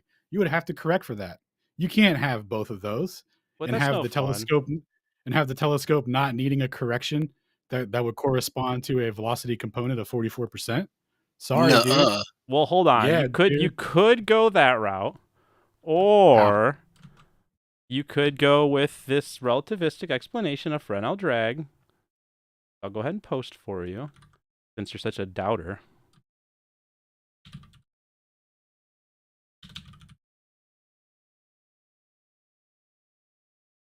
So I'll go ahead and add this to the Jumbotron. So you can either take the 44% proportional velocity that just goes with the water. There's a wave phenomena that's happening. It goes 70% slower, but it gets a 44% relational drag. Or you can take this, somewhat recent paper about relativistic explanation of the theory of Fresnel drag and go ahead and look at the Jumbotron there. Oh, did it not make it up? Uh-oh. It just got there. All right, there relativistic Fresnel. And there you go. Just take a little peeky at that math. Is that math not more impressive? Do we judge math on how impressive it looks? Is that what we do? Or? Well, yeah. By I mean, the you might number of have a directly proportional relationship that's really simple to explain something that is just a classical mechanics that's quite eloquent. Toby, why would you go with that when you could have this instead? I'd be looking for elegance. No, more Greek letters, more legitimate. More betterer. More betterer. Oh, there. It's like higher numbers are better. All right, so the relativistic drag, nice. Yeah, so if that were true, then all material media would carry that velocity component, and it would have to be corrected for, and it doesn't. So what's the implication here? That the Earth is stationary and not moving. Wait, hold on. Did you just hand wave dismiss all my math? No, I fully absorbed it. Oh, that's even worse. Hold on a minute. Yeah. If you're claiming that it's a relativistic effect, then Airy's failure would have had to tilt this telescope way more than 0.8 arc seconds. Shoot. Yeah, that's a real problem. So here we have documentation of them claiming that this is a relativistic effect, you know. And here we have Aries failure and direct contradiction. Now, what do you think the young relativist would say? Reference frame, and the reference frame is yeah, dude. That's right. Sorry, but it's all moving together. All right, dude, bet. Dude, It has to be that's even worse, right? So if they say, check this out, if they were to say, no, it's all moving with the as a group with the galaxy and all that. Okay, cool, bet. But that's moving with respect to the cosmic microwave background, homie. So you're gonna have to have a bigger velocity correction now. You're only making your problem worse. Anyone got a reference frame I can borrow that has 30 kilometers a second as the baseline for Oh, its see, well, velocity? I got this. Ready? You see that star over there? Well, it just twinkled at me a little bit, so I know that now there's actually a gravitational lens flare that I can backwards suppose the presupposed orbital velocity of that fringe shift that was missing because it correlates with what my eye is doing, and I think that it redshifted a little bit. So there's my velocity. Shane makes a pretty sound argument there. Better than ChatGPT. Well, it's hard to refute that. They're like, yeah, we don't have to take measurements. We can just like look at stuff and make claims that nobody can refute, and that's how science works, or philosophy, or religion, whatever it is now. Yep. So yeah, I don't think we have any other speaker requests here. Let me check. Yep. I was My going to say, I haven't chat. been looking at the thing, but if anyone has any questions, Yeah, comments, put up your hand. concerns, Let's see. throw a hand and come up.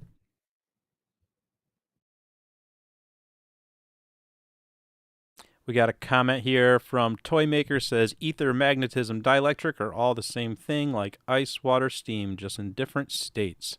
These states are called fields. Leland liked your robot voice. Stone. Shucks.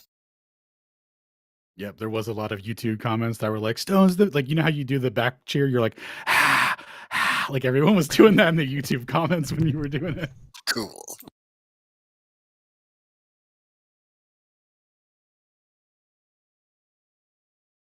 Cool. Looks like we have some speaker requests here. Let's take a look. Oh, we got Flatless. Heck yeah. Oh, I'm not seeing any requests on my Yeah, I end. thought I saw something from Flatless there. I couldn't be sure.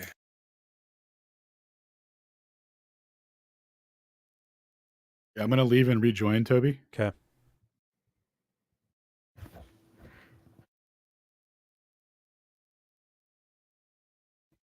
You can go ahead and speak, Flatless.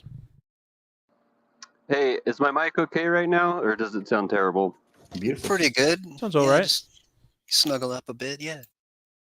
Okay, right on. So I just got one question, and it is that, so is the best refutation to a glober saying that ring laser gyros read 15 degrees per hour, and that's proof of the Earth's motion, is the best refutation to that pretty much Dayton Miller's work, or like what would be the best concise rebuttal that we have to like the stuff on MC Tunes page regarding spin? I don't think I've seen one do that. People can type about it all they like. I don't see that I've seen an RLG actually show 15.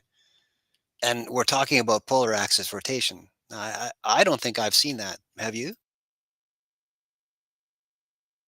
I guess what I'm bringing up is like the stuff on MC Tunes website. If you go under like the spin or the rotation page that he has, and then I guess also like when the Globers say thanks, Bob. Bob proved that the Earth spins, stuff like that. Yeah, just send them straight to my video, 35 minutes long. If they have that kind of attention span and that kind of intellectual capacity, they might understand how stupid they sound when they say that. So we resoundingly dismissed that, scientifically speaking, because we have such a overwhelming mountain of other corroborative evidence that it felt nice to do that. And maybe we could even get rid of Dayton Miller's 5,200,000 other corroborative experiments that over the past 100 years, where the best of his contemporaries could just wait till he died. That was their strategy. So like when they're like, well, thanks, Bob. First of all, Bob didn't measure anything. And second of all, what Bob did try to measure, right, was the absolutely most corroborated, most verified, most scientifically verified thing that's ever been. And they're like, nuh-uh. It's like, oh, you sound retarded. It's great. Okay, thanks for the response, guys. That's basically all I had. I'll drop down back Well, to yo, listener now. there's But thank you, guys. This was a great space. I really enjoyed it. awesome. Glad to hear that. I just pulled up his webpage, and there are some measurements on here I'm not familiar with. So I'll be happy to and excited to go through these. Hilariously, he's also referencing ginger. And then, but yeah, there's a couple of, like, so yeah, he mentions ginger, how to detect the Chandler and annual wobble of the Earth with a large ring laser gyroscope. I wonder what this is using. Yeah, we'll definitely check these out. Honestly, here's the thing about it, right? Like you ask it like in a general way, like how to respond to that. And it goes, the answer with almost all of these things I'm starting to think, with the optics discussion, with observations, long distance observations, and that's relating to curvature or whatever, lasers. But then on the flip side, with the motion thing, like with relativity, time dilation, or length contraction, like people saying speed of light's constant, like you really have to be. You cannot let people make the fallacious argument that like everybody had, like, oh, there's all these experiments. Like, don't let them, like a scattergun you like that, because you really got to go, like, you tell them, make them like prove it to you. Be like, all right, pick your favorite one and show me the logic of that paper showing 15 degrees per hour. And then go from there, right? Or just say, hey, maybe just even go do the work for them. Say, hey, pick me your favorite, and I'll check it out. And then you can go and pick, whatever they said their favorite was, go and check it out. And more often than not, you'll find something weird, some little sneaky thing they did in there, like, oh, don't pay, like, the speed of light was constant in 2017 when we used resonance chambers to detect the speed of light, but don't pay attention to this little paragraph, this little nugget, little hidden little sentence right here deep down on page 6 or whatever, where we mentioned the error weighted least squares regression model that we use to account for seasonal variance and daily fluctuations, which would perfectly corroborate Miller and actually utterly refute special relativity and the speed of light being constant. Pay no attention to that little section there. So like, that's, you got to go through one paper at a time, because there's always going to be some fallacious leap of logic that's taken. And so that you force them, I always force people to get specific with their arguments, force them to cite their source so that they can then draw their line of logic from said citation. Don't, if you don't see what they say is in the paper, then force them to cite it. Say, okay, quote it for me, cite it for me. I looked, I don't see it. So yeah. I know it's maybe a bit more than you asked, but I concur totally on your previous point that there's a skill we're building by reviewing paper after paper, and it is not the skill to learn what they're saying, learn the mathematics that they're using. It's learning to identify the fudge factor, hashtag fudge factor, that they always slip in there around 7/8 of the way through the paper before you get to the conclusions. And these are all the, oh, well, we kind of did that exactly the way Toby just outlined. It's always there. I haven't seen an exception in any kind of paper that makes any kind of assertion. It's just uncanny. it's actually, like, just take the, like, it's really fun to do. Like, just take the leap of faith. Someone brings it to you, just like really force them to get specific. Just like, okay, all right, I'll take your word for it that this is true, that Cavendish is real or whatever. Let's see your Cavendish evidence, and then force them to show their work, to show the citation. And then turns out when you get into Cavendish, like, they're gonna be stuck talking about little millimeter-sized gold balls. Like, that's the only way they can get to anywhere meaningful with it, is using like little tiny gold balls. They can't do it in any meaningful way with large-scale contraptions like they've always claimed that they can. There's the margin of error, the level of accuracy is nowhere close to what these people will make blanket claims about it being. It's the same thing with the Foucault pendulum precession rates. Like, okay, maybe some of them precess at the rate that they're supposed to in your model, but then Clearly, a large majority of them don't, because otherwise the Mark II Foucault pendulum that you can go grab the manual for, that, you know, a commercial Foucault pendulum for a museum to put into place, has an electromagnetic brake in it and an electromagnetic motor in it, and instructions for how to calibrate it to make it precise at the value that it should be, you know, proper for your latitude. So, you know, like, that's another one of those blanket statements that they'll make. Oh, well, we all just know the Foucault, that this is what the precession rate is. We all just know it. Well, no, that's just an assumption. And, you know, like, turns out it's not as substantiated. I think there's so many of these things. And, like, the problem, like, with what we're dealing with is a lot of people don't realize what they're doing. And a lot of the critical thinkers are never going to realize what they're doing. It's just, I don't know, like, but you have to, for the people that can figure out the assumptions that they're making, people are really, like, they are literally spinning on a space ball. In their head, they are spinning on a space ball, and they look out and they see infinity. They see a vacuum, and they, like, that's just where they are mentally. And so, you have to, The vacuous, you would say? yeah. Yeah.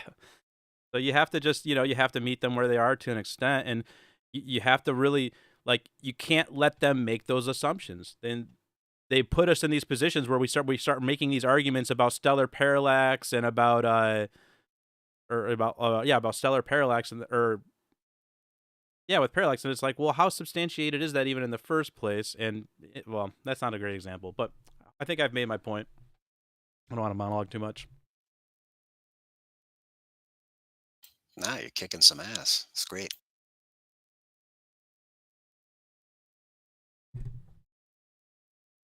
Anybody else want to jump up? That's the question.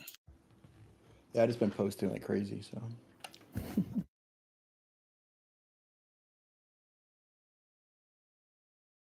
I guess, like, the moral of the story is, if ever you run an experiment and you run a test, and the results that you get you don't like, I guess you can accept those results, or you can invent, like, a branch of mathematics and physics that says fuck those results and fuck the whole world and fuck all mainstream science and the institution. And I'm just gonna have to rewrite and go backwards. And, you know, I guess that's always an option for some people. I never knew that. Oh, Alan's got his hand up. There he is. I'm back. All right. Sorry about that. So I got some additional input too. So if someone comes at you and they're like, Bob, gyroscope, 15-hour Earth go round or whatever, you hit them with kinematics and dynamics. What does this measurement tell you? Does it tell you that the Earth is moving, or does it tell you that the sky is moving? It can't tell you either one. Same with the pendulum. And what my man Stone likes to point out about the old pendy is what it does when it's not moving. If the Earth were in Hell motion, yeah. wouldn't some of the old centrifugal forces or whatever, make that thing do what's relative to the latitude's oscillation? No, I guess not. It just sits there like it's stationary, but it's obviously just an apparent stationary, and it's not true stationary or whatever. But anyway, so that's a way you could handle that as well, right? And then you get into, okay, well, if Bob made a 15 degree per hour measurement, and this is what you're saying, then that measurement is with respect to absolute space, and you can't at altitude that reading can't change. So that's when you would get into Miller's work, Galev, Picard, and who was the other guy? Monera. Well, Monera wasn't at altitude, but he did the 3-year measurements. But anyway, periodicities all measured within the same thing, and the velocity gradient increases at altitude, meaning that the measurement is not taken with respect to a hypothetical point at the center of Earth's rotating inner core. It's taken with respect to something else that isn't that, and the indication is, because it's getting stronger at altitude, is that the source of the rotation is the sky, not the Earth, right? Here endeth the lesson. Yes, sir. Well, yeah, by the way, when I totally lost my train of thought earlier, I was doing a massive setup, all to say, hilariously, the guy didn't even acknowledge Miller in that whole Substack Chat GPT regurgitation. So, when you don't give Chat GPT the proper context of the most famous measurements of ether wind experimentation that have ever been done, over multiple years by the guy that literally figured out interferometry, if you don't feed that to Chat GPT, then or I should say the guy that perfected interferometry, he definitely isn't the one that figured it out. But if you don't feed that to Chat GPT, He definitely perfected it. yeah. So I guess if you don't feed that to Chat GPT as part of its context, that apparently that those neural paths, quote unquote, aka just little binary nuggets of logic that are weighted specifically by the people that programmed your AI, if those aren't, or the people that ran the machine learning on your AI, if those aren't if you didn't, apparently that logic doesn't have enough weight to it in your AI model. So maybe you could file a ticket with ChatGPT to ask them to add a little bit more logic weight to Miller's work for the Etherwind stuff, and then maybe that way your Substack article will make a little bit more coherent sense. Frankly, as we read through those questions, all I came away with hearing in the background is these are startlingly similar to the list Witsit had up a few months ago in schooling Globers about these very subjects. Do you guys remember them? I did. He He had the did. big He logic touched on the train. Newtonian. Yeah, he touched on the It Newtonian sounds a lot like dynamics. these ones. GPTing flat Earth, or GPTing the schooled flat earthers? Reschooling schooling schooled globies. Globers with ChatGPT. Dude, the dangers of AI, globularist, right? You guys are always worried they're going to take over with AI. They already took over. If you read that guy's article and you think it's true, congratulations. Skynet already happened and you're gone. Well said. So yeah, what's up? We've got also Xavier just came on stage, I believe, or did he make it up here? Maybe not. I don't see Yeah, what's going on, Xavier. guys? Oh, nice. There he Oh, is. there he is. What's up?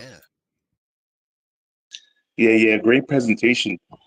I've been following you guys on the timeline. I like to see you guys going back and forth. I caught one interaction that I just put up in the NAS, and I usually like to see what the apologetics are for the comeback for the Globers, and usually it's very disappointing. But I did see one where they made an attempt. It was a very poor one at that, but so Alan says the variance in C at altitude nullifies special relativity, right? That's a huge problem for them. And one of the apologetics was perhaps the fact that the laws of physics are independent relative motion between source and observer. So light arriving at the water at normal incidence is that the water's wet frame will not be refracted as with any old stationary light source. Any way you could probably simplify that response and explain why that doesn't work?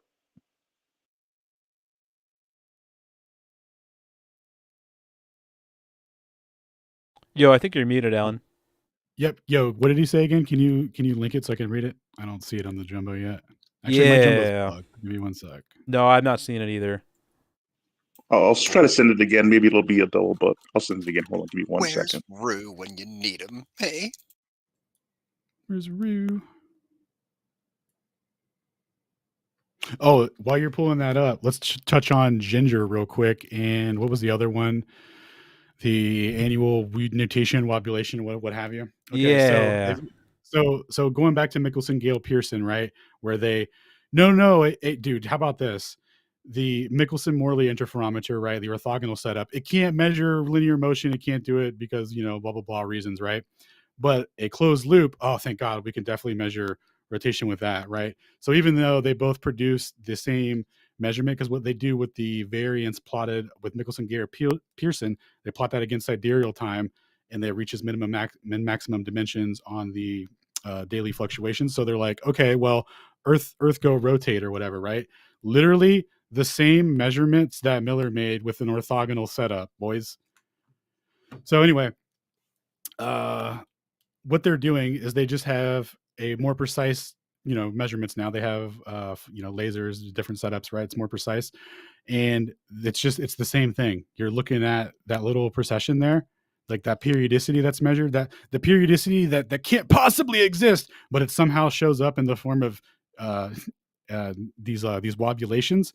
Nah, dude, it's literally just measuring the same periodicity, and they're going, oh, it's a different wobulation on Earth's axis. This wobulation takes place over 100 years. This wobulation takes place over, what is it? Like I forget the precessions for all of them, but anyway, they're up to 3 precessions on the same axis, and like that's obviously not possible. But they're claiming to reify that through interferometry, just measuring daily periodicity variance, dude. That's what it is. That's what the measurements is. And all these scientists that believe that the Earth go round, ball and all that because they believed in Chat GPT stuff too, are all interpreting it that way, right? They're like, oh, it must be wobulating on must have 3 different precessions on the same axis. Pun intended. That does take some balls, you've got to admit. It does. Did Xavier's thing get up there yet? I think so. What were the 3 wobbles? Precession, nutation, and obliquity? Or is that what it was? Well, I think they even claim a 4th one too, don't they? Why not? They can't have 3. I keep thinking of the contact vehicle with the 3 like wheels and all different wobulations on one axis. Probably possible. Axial precession, axial nutation, polar motion, aka the Chandler wobble, and then orbital eccentricity. Whoa, Chandler, what? I haven't really looked too closely into it.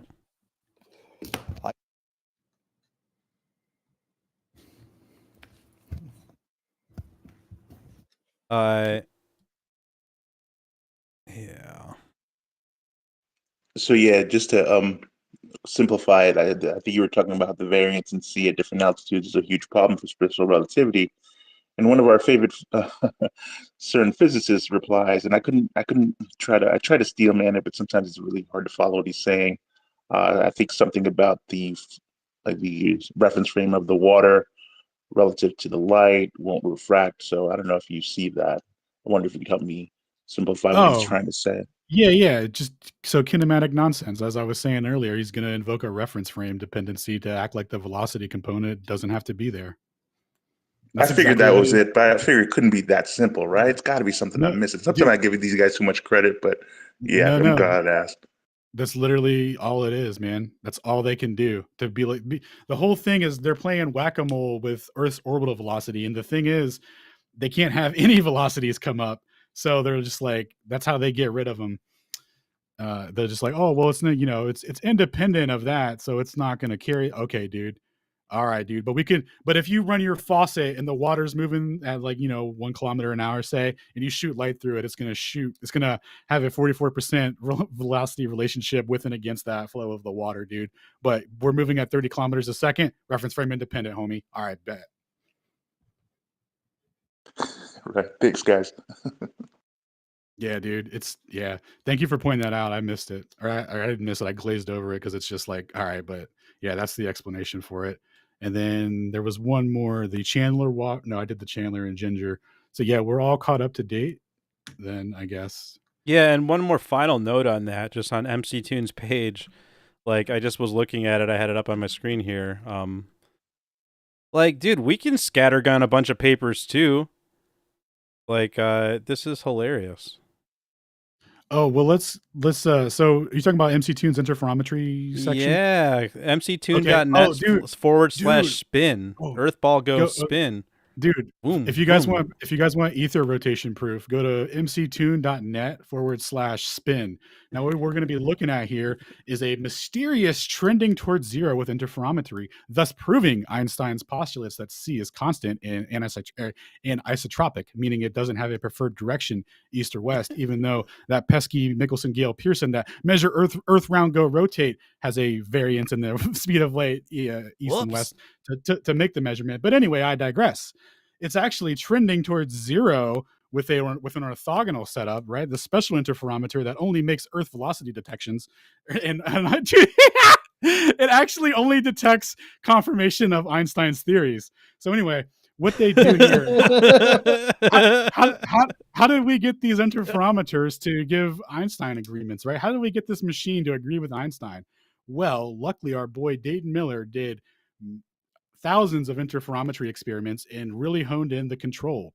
What he found was that the shielding, right, if you have a Fermi surface or a dielectric insulator, meaning something that's conductive to electricity or stores it, it will interfere with the reading. So when they have their shieldings, right, they have to in the Michelson-Morley experiment, the original one, they were using like thick wood, and I forget the glass they were using, but it was something. Anyway, all of this, the housing, the apparatus itself, everything, temperature, all change the readings, and all this has to be accounted for, right? So what they do now, right? He found that when you put it in a vacuum, it reduces the readings. When you do all these things, it gives less readings, right? It doesn't give a zero reading, right? It doesn't give that elusive zero, but it reduces the amplitude of the periodicity that they're measuring, right? When they introduce things like changing the length of the apparatus, right? Because if it's not symmetrical and the arms are two different lengths, it'll give different readings. Shout out to your boy Picard for doing that, and a couple other people. What's his name? The Kennedy Thorndike one, right? That's a big one. They're like, oh, Kennedy Thorndike, that definitely blah blah blah, right? Guys, that one measured the highest velocity. It was 26 kilometers a second, but they couldn't use it because one, the interferometer wasn't symmetrically set up, so it's not an actual reading. Like you wouldn't use that for practical application for anything like they do in interferometry now to make measurements of velocity, like for gyroscopes and stuff. So anyway, they rounded that cool 26 kilometers a second, so an even larger gap displacement in the fringes for that experiment. They throw that away. They rounded it to zero so that they could keep relativity theory, because they know when they impose different conditions on things, they can't substantiate any of the fake velocities, right? But what they can do is they can impose conditions with different materials in the readings. So if you have your vacuum chamber, if you have the interferometer in a vacuum chamber and all that, it's going to affect the readings. So that's what, when we're looking at this trending towards zero, that's what we're looking at. We're looking at people doing interferometry experiments, not identical to how they're supposed to be done and how they were done in the past to make the readings. And they're getting a trending towards zero, and they're patting themselves on the back. So if you want to, so that's all it is, right? They're doing them in basements and all this in enclosed metallic chambers and vacuum tubes, right? All of these things, Miller explicitly shows that they reduce the measurements. They make them inaccurate. And it's not like making C equal C is actually the inaccurate position. It fluctuates daily relative to the latitude, to the time, with respect to the time of day. The guy that we keep talking about, that we're big fans of, that measure the periodicity, the guy that we say perfected interferometry because he did so many measurements with it and took the criticism, pioneered the the methodology, took the criticisms for heat and temperature fluctuations and pressure fluctuations and fluctuations from other, people walking outside of the building of where he was working, vibrations, things like that. Took all those things into account, looked for different ways to account for all those things. They tried. There had already been a good 20 years, from Michelson, Morley, and Pryor, of them figuring out interferometry and the way that they needed to use, giant concrete slabs with vats of mercury in order to get a stable reading with the interferometer in the first place. But this was the godfather that had figured all of this out. And where was I going with that? What did you just say? That he measured the periodicity. And their way that they're doing interferometry now is they're taking Miller's work and they're basically applying what he found to make it give zero results. And they're just applying that to give the appearance that there's no ether wind, right? Because what actually happened was in 2004, when Wang generalized the Sagnac effect, he showed it doesn't matter the configuration of the interferometer. It doesn't matter if it's an orthogonal setup or if it's a closed loop. So they actually make the same measurements. One's just more sensitive than the other because a closed loop has technically infinitesimal points to be in alignment with the motion or the axis of motion. So it's more sensitive and more accurate to that. But the orthogonal setup was still making the same measurements in the periodicity. It's still there. Yeah, and so thank you. And as I remembered my train of thought with that, my whole point with all that was to kind of just illustrate this guy being the the guy that kind of perfected the science to an extent, or maybe not perfected it, but at least figured it out. And he was very explicit over and over again about the dielectric insulators and the metal shieldings having an impact. they nullify, they dampen the measured effect. Well, why is all of modern science doing everything exactly that he said dampens the measured effect? They go underground and use dielectric insulators and metal shieldings for like the 100 years preceding what Miller found and Miller's statements about that. The guy that figured it all out, for like 100 years preceding that, that's what they did. And that's why Yuri Galev in 2003 did very specific testing of metal chambers around the interferometer to see if Miller was right, and that if the ether flow would be affected by a metal shield. So, what he found was that it does by a pretty large margin. There's still a measurable effect that occurs through the metal, but it happens to really nullify it to a pretty great extent. So why is modern science doing the opposite of trying to seek the amplified effect? If you're trying to be honest about the periodicity and about the measurement, you should be seeking out the amplified effect. That's how you would, at the very least, it should be part of your data set. You shouldn't just go only down underground and with the metal shielding and try, like, you're literally, as Alan put it, trending towards zero with everything you do. Like, well, let's just see how close we can get to Einstein, what he wants. Cool. Talking about my reification. Yeah, exactly.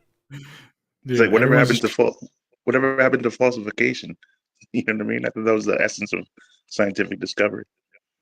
No, it would impose extreme challenges for the theory, but it would not falsify it, according to a robot.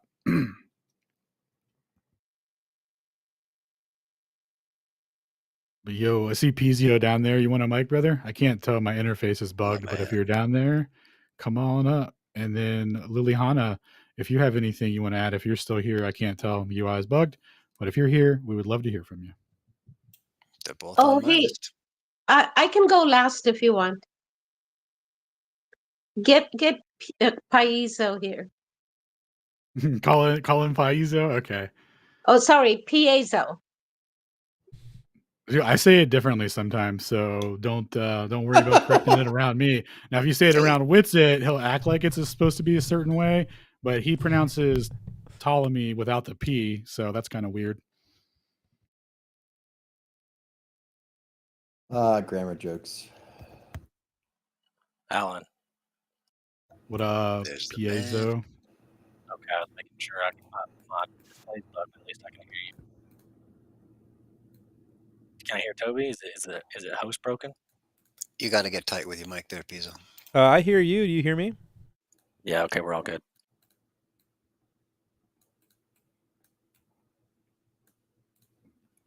Dude, somebody just sent me some absolute sauce that I've been sitting here watching for the last few minutes about well, similar to what you guys, it's related to what you guys are looking at, but I don't really want to talk too much about it because I haven't finished watching it yet. But it's Dews, directed energy from like the 80s, bro. This is from the 80s, and they're talking about crazy stuff I've not heard before. Talking about using phase conjugate mirrors to create time reversed waves that are convergent instead of divergent. They're able to trace back radar signals that they receive from enemy radars, and it'll automatically trace its path back through the path that it took to get there and concentrate the energy all along the way until it reaches the target. It would have to be a stationary radar, right? No, they said if the target is moving, then they can apply velocity corrections in order to still hit it. Whoa, that conceptually makes a lot of sense. That is nuts. It sends it back. What? So, sorry. Go ahead. Yeah. So he's saying that like the Germans knew about this in like 40s and 50s, and the Soviets got a bunch of the Germans and like snatched them and brought them over there to work on the stuff with them. And they said that basically, this is like 1988. Dude's giving this speech. He says they've already acquired 6 or 7 Manhattan projects worth of research and knowledge about this subject basically saying that like the Soviets were like at that time were like way, way, way ahead of us,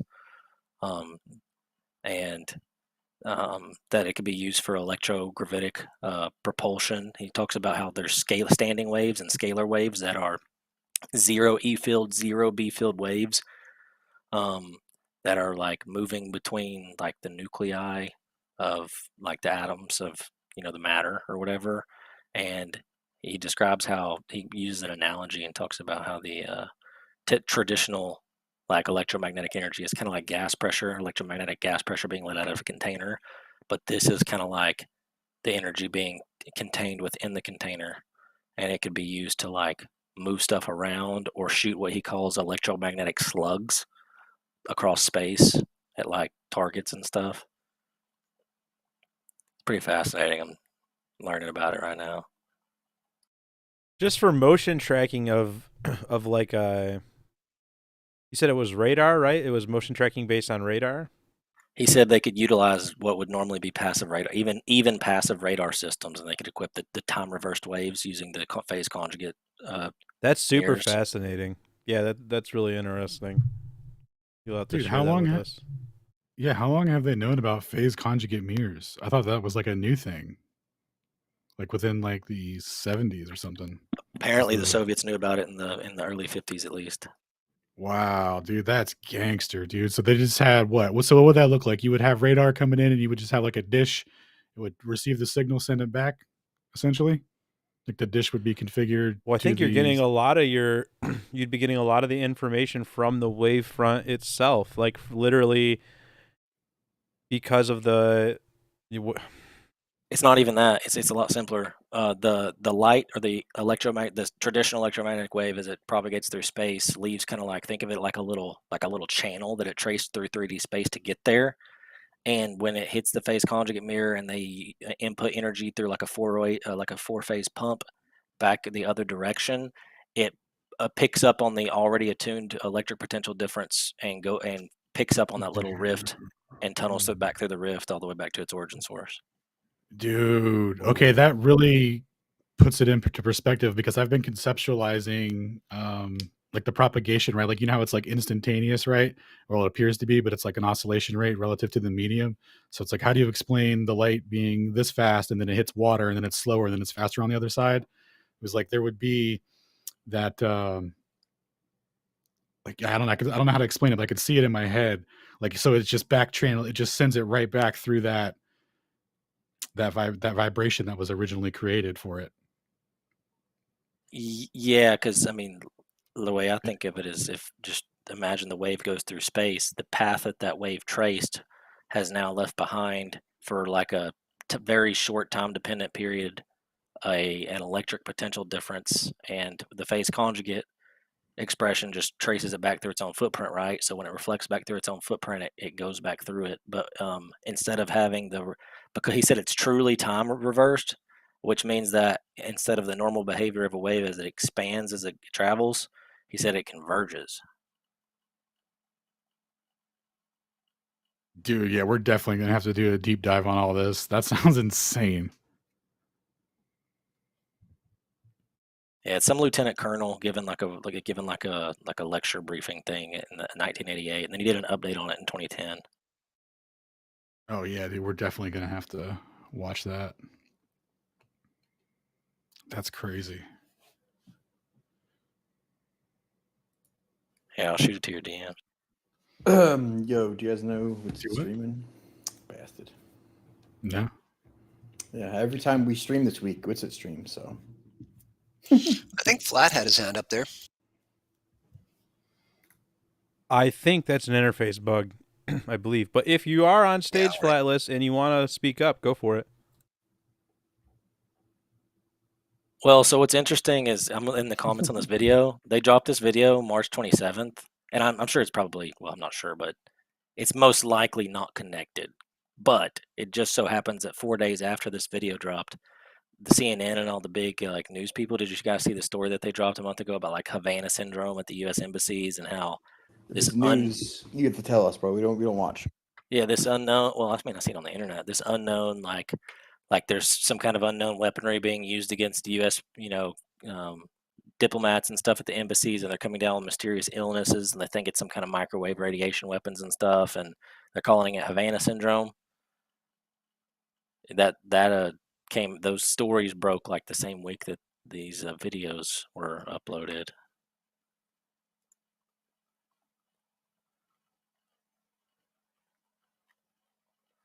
All right, so it I can give you, and I know we don't have time to go through it on here. Here's a little table of contents of what is talked about. So Soviet EM weapons that utilize electrogravitation and time reversed EM waves, which have the potential to be more powerful than nuclear arms. Talks about these weapons being based on scalar electromagnetic waves shortly after World War II, leading to the creation of directed energy weapons capable of destroying missiles and aircraft, which had already been tested and proved successful.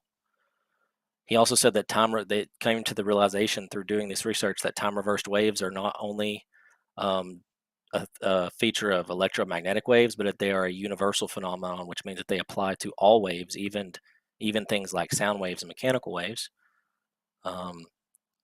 And they have significant capabilities such as the ability to deliver pulses of energy to distant targets with minimal energy loss related to distance.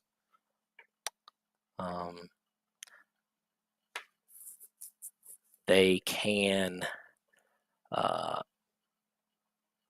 he starts talking about a bunch of nuclear stuff, which I don't know about all of that. By any chance, is that Colonel Bearden? Yeah. Nailed it. Oh, did you serve with him, Stone? No, but I've read a lot of his other stuff on interferometry and cloud manipulation and interference, that kind of thing on the macro scale. And he's addressed a lot of the old knowledge, you might say, on the EM vacuum. And he put together a really cute little machine, a motionless electromagnetic generator.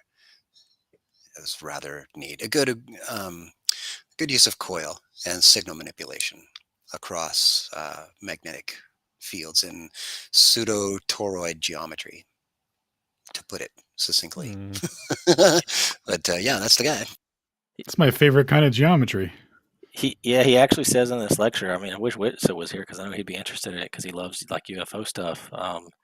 He says in this lecture that like Maxwell originally like had these scalar waves mapped out and like in his equations and in his theory, and then Oliver Heaviside, when he picked it up and did a full translation of the work and started piecing it back together on his end, he removed the scalar component to make his calculations easier, and he's like in doing so he destroyed the potential to access like electrogravitic like phenomenon. All right, we're gonna have to go all the way back to history now. God dang it! So is Bearden speaking in that video? Yeah, he's giving. Is he talking about the dipole and what happens in the biosphere? That guy, right like that there. His accent isn't that thick. He does have a little bit of one though. It's pretty thick, bro. You gotta catch him on a drunken day, I guess.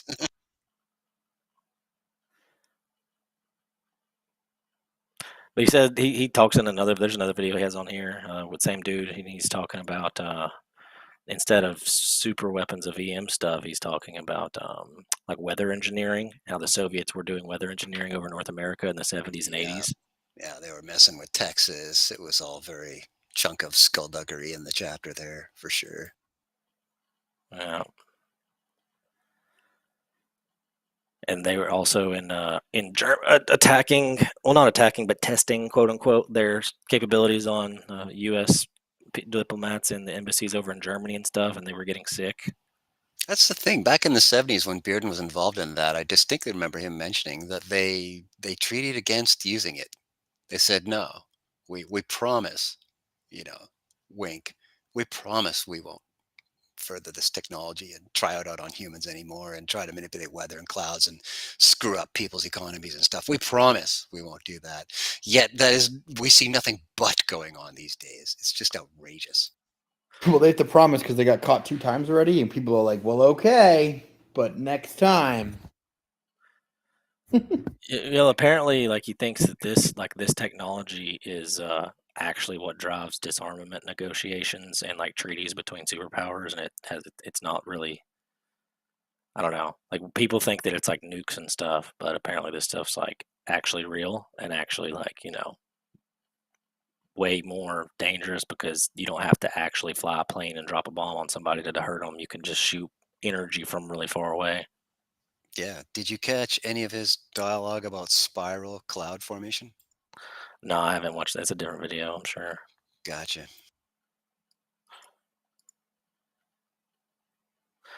But yeah, it makes me want to go back and look at the Oliver Heaviside and James Clerk Maxwell thing again, because if Heaviside like butchered Maxwell's stuff and gave us a neutered version of it, then kind of important to know, huh?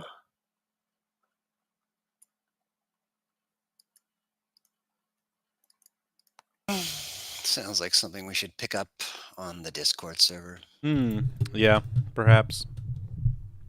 I need to read a lot more Heaviside. We still doing the reading night this week on the Schrodinger wave lectures? Yeah, we'll be picking up. I want to say chapter 4 is section 2 of Newton, so it'll be more Newtonian dynamics. And then I'm actually not sure off the top of my head what section 5 is. We've been doing about 1.5 chapters per week. Oh, you're talking about the physics book thing. Oh, what were you talking about? Sorry, my bad. Remember, I got that document with Schrodinger's 4 lectures on it. You're talking, yeah. You want to read through that? Well, all 4 lectures put together are like 50 pages, so we don't have to read the whole thing. But like, I think they're like 12 super dense too. Yeah, like insanely dense math in some of the parts. It's actually one of those old school books, so each page is like a third of a page of like the way stuff's written now, because it's like the old like manila type like physical book, that's been scanned in from a library. So the pages are not actually that long. You could do a 15-page lecture in probably like 20 minutes, maybe less, maybe 15. Oh, are you offering? What day are you guys doing it? We can do it whenever. We typically read Thursday nights, although we're definitely going to do more physics reading on this Thursday, but we could also just do that beforehand, or we could do it on like maybe Sunday night. Okay. Friday I'm going on vacation. I'll be gone for like a week and a half from here. Oh, dang, we'll miss you, man.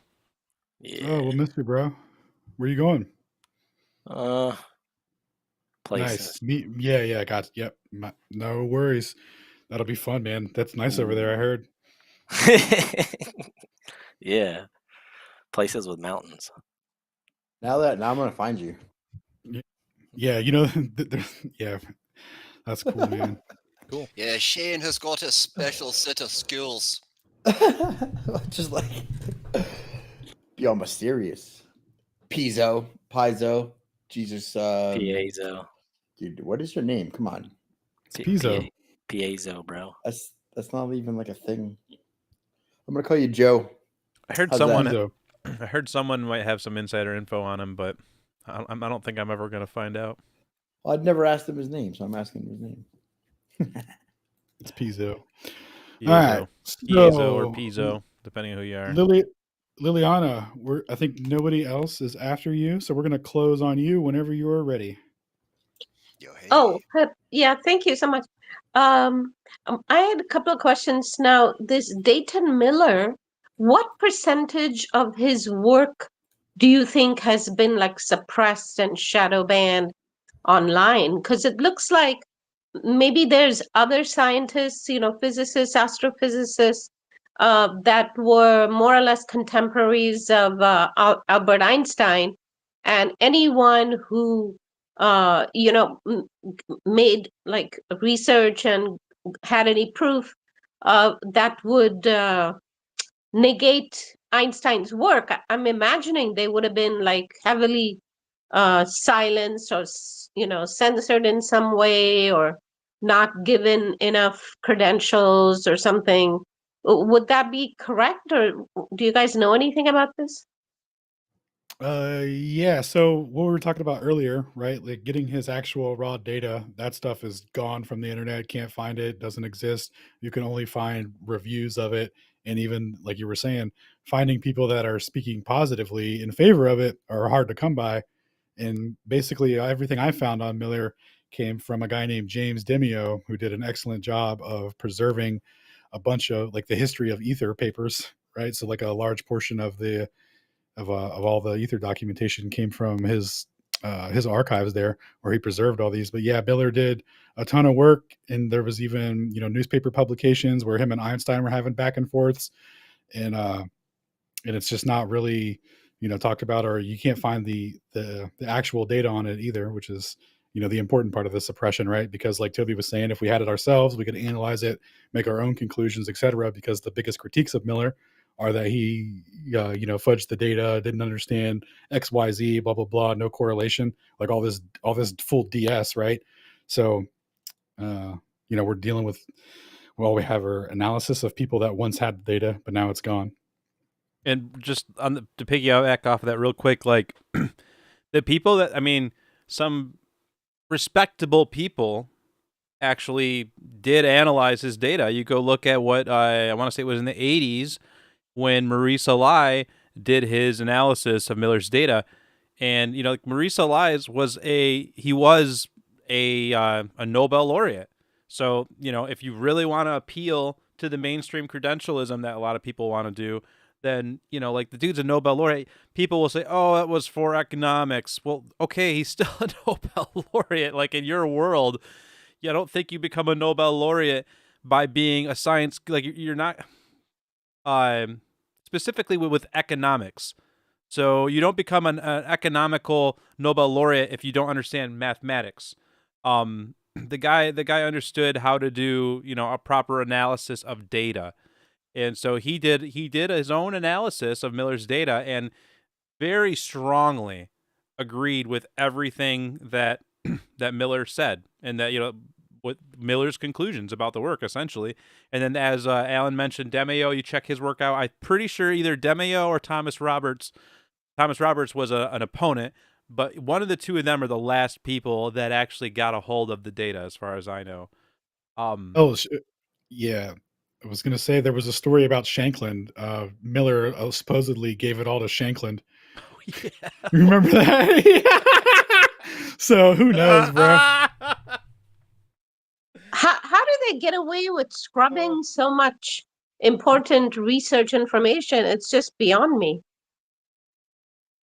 Yeah, I mean, they have 100% control of the narrative and all the prestige and accolades, right? They So are the arbiters of truth. Well, real quick, I Yep. want to let everyone in on why me and Alan both just died laughing, and like we just both got struck by the irony of the fact that Shankland claims that Miller on his deathbed told Shankland to take the data and burn it. So make of that what you will. And Shankland ended up with all the data, I think, in the end, or at least with at least a large all of the data, I believe, got filtered through Shankland before it ended up where it ended up, which is kind of fun. Yeah, and then from there, it was preserved. Like whatever he gave to Shankland, he did end up preserving some of it or whatever at Case. Was it Case Western? Yeah. But the last people to access it would have been Demio or the Roberts guy. So whatever was left that he didn't burn or whatever. So yeah, there was them, but yeah, it honestly, like when you look specifically, people will mostly just try to ignore Miller, but I think there's more positive works, like the actual analysis of the data. There's more things that are kind of corroborating Miller. Like there's Miller's works themselves. There's Demeo kind of agrees with Miller to an extent. And then there's Maurice Elias agreed with him, and then who else? Oh, and then Yuri Galev.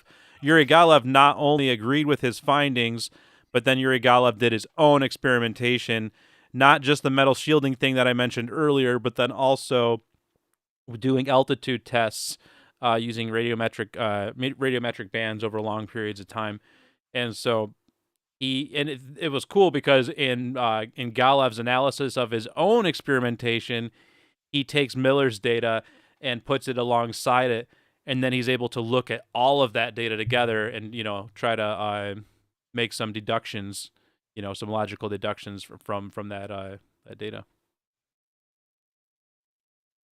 I have one more quick question. I remember watching a video, I don't know, about a year, maybe more than a year ago, I can't remember, but it was a real high up guy, maybe like kind of a general type of a position in Air Force, in the American Air Force. And he was an elderly gentleman, and I watched this video, and what I remember him saying very clearly was that somebody asked him about going into outer space or something to that effect. And he said something to the effect of, if you know that the human body can't even handle the super high level of electromagnetic or whatever, electricity or whatever it is, that force, past about 75 miles straight up from the Earth's surface. He said it would just fry the human body. Do you folks know anything about that? That's about what they got on Operation Manhigh before they handed it over to NASA, I believe, when they were trying to push people up there as fast as they could with balloons in the big man suit, and the first guy barely made it back. So that makes sense. Yeah, I have no idea, but I've always like just thought to myself, like my just own idea that it probably gets extremely, extremely electric up there, and you probably can't go up there safely. The tenuity, the air, everything. It's not hospitable, I think. Well, the temperature is the least of your worries if you've got 400,000 volts coursing through your body. I mean, Shoot, For some reason. they packed him up bigger than a marine diver in like an iron suit, and the dude still almost died. wow. I bet he heard some crazy sounds. So yeah, that was like 70 miles up, and now they're like, it's okay, we went to space past this magic barrier that we invented that now we can't get behind, but we killed all the evidence. Don't worry about it. Trust me, bro. Wait, when was this? This was before NASA started Operation Manhunter. It was like the 50s. Before How did they get a guy 70 miles? I cannot hear balloon. anyone. It's terrible. a balloon? They were doing high Balloons don't go balloons. 70 You can't hear miles. anybody? They went like 60, very, very high. They pushed it to as far as they could before they handed it out, and that was their result. The higher they went, the less people lived. I Hey, think. Laylee, can you not hear Shane? Okay, now I can. I just started hearing you guys just a second ago. Wow. Weird. Yeah, Shane, I don't think that balloons will go much higher than 200, 220, 240,000 feet. No, I feel you, man. Well, he said the human body wouldn't, it would just be fried if we went up 75 miles up.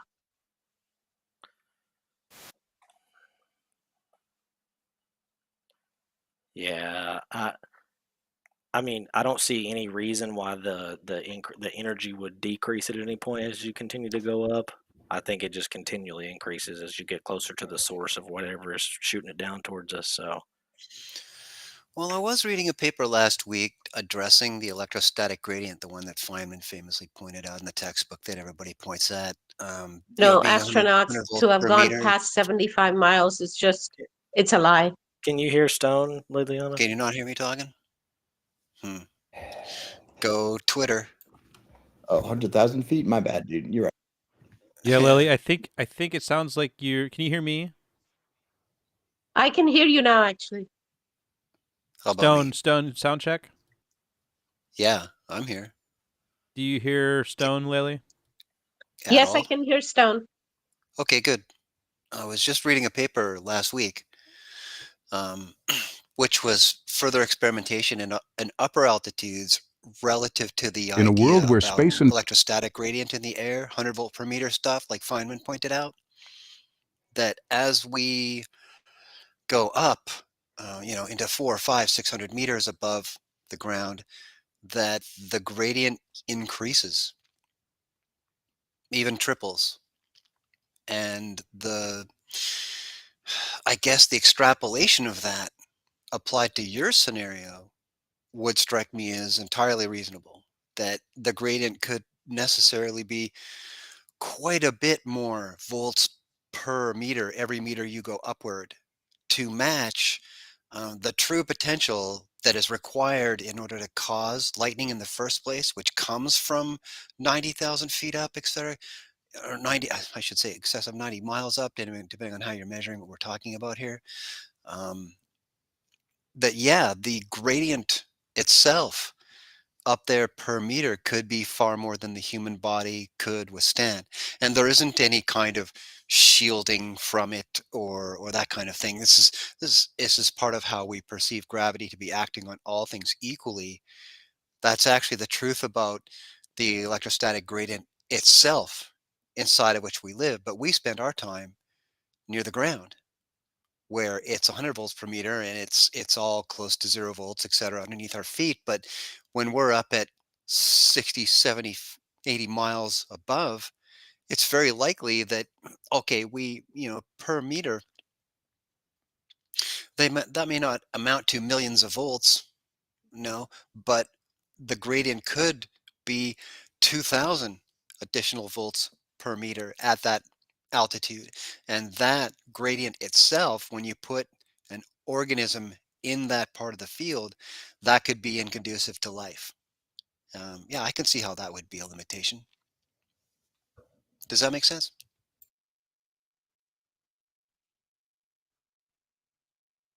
Ooh, did we lose you, Lily? I think we lost her.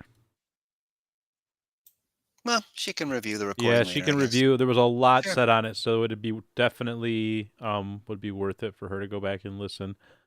And I'll just tack on just a couple more things, just because why not have too much info? um, there's also another new thing that at least new to me, is there'd be like a hypomagnetic effect, which is just the idea that when you leave the Earth's magnetic field, turns out there's insane negative health effects that have been studied with that, with rats and humans, all sorts of issues with, I want to say not mutagenics, but just I want to say developmental issues and stuff. So I think when you start getting outside of Earth's magnetic field, I think there's some like insanely negative health effects that haven't really properly been discussed in these discussions. And then also the radiation that they posit that would be going on once you start getting at some of these altitudes. They do not properly explain the radiation situation in any of their discussions about going to the moon, or any of their crazy ideas about going to Mars or whatever. Like they're so far off base from any like proper discussion about that, in my opinion. And then yeah, it's just like exactly what Stone was saying, just being at that altitude, being at the pressure, the lack of pressure, even in their model, the lack of pressure that's posited, lack of gravity, like what they claim, those people in the ISS, for like, I'm way off on a tangent, but just really quick too, like when you're talking about health stuff with space, like the whole thing with the ISS, like they messed up with that, like they messed their lore up with that, like they're gonna have to do a retcon, because like I don't think you can actually live for 9 months within a weightless environment without having like way more, like who knows, it's all like theoretical anyways, but like I think the health of the health, like the negative health effects, are be a lot more drastically, a lot more quickly than what their lore, what their stories that they feed us from their little, whatever that's going on there, than what that says. Personally, if I was gonna write the lore, I'd write it a little differently. I'll put it that way. But yeah, so and one last really quick, open the mics up, one last chance for if anyone wants to get in any final words before we close the space out. Anyone?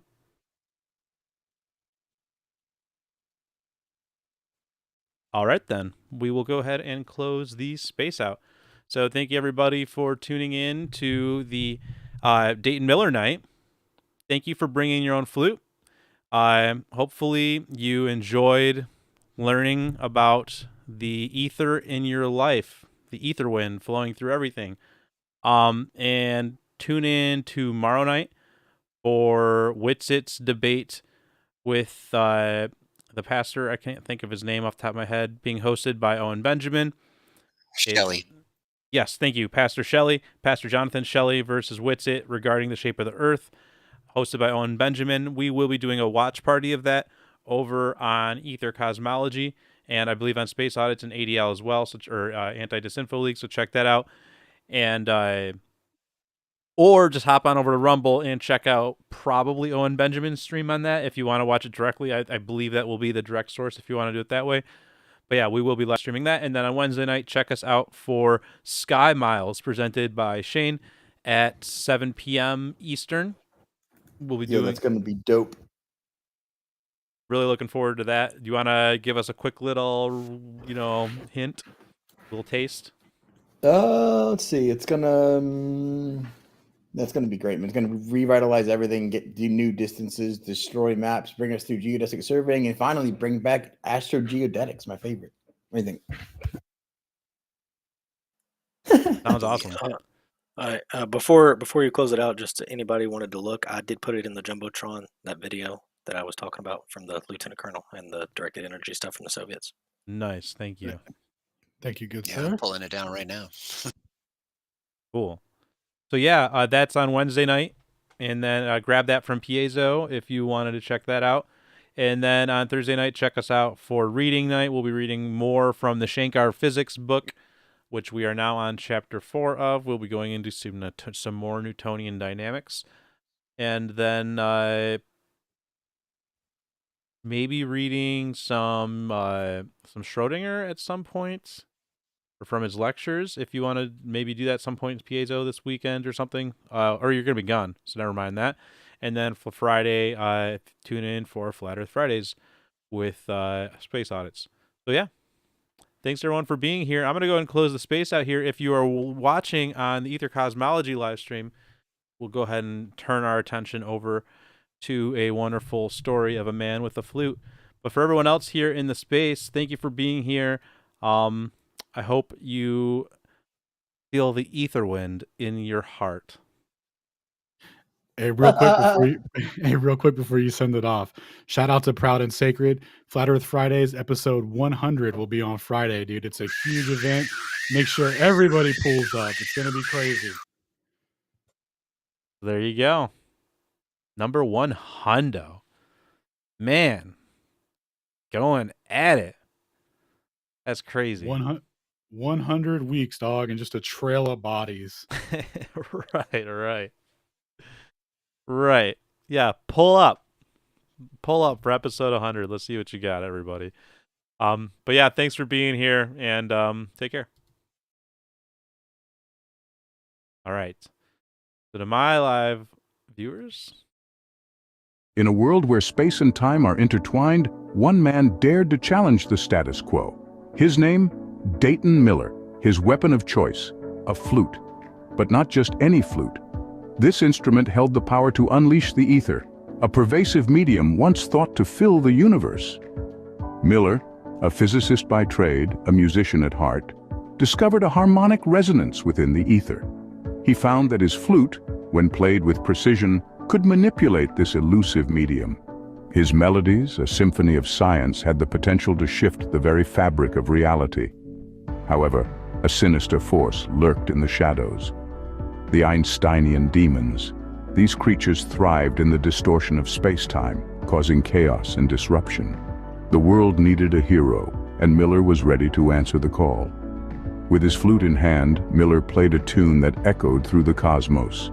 Each note, a shot of pure ether, struck the Einsteinian demons, dispelling them back into the void. The world was saved, not by a warrior, but by a musician, a scientist, a man with a flute. Remember, in this universe of wonder and mystery, sometimes the most unlikely heroes make the biggest impact. Keep your mind open, your heart brave, and who knows, you might just find the ether within yourself. So here's to Dayton Miller, the flute ether master. His melody still resonates, a testament to the power of harmony in a chaotic world.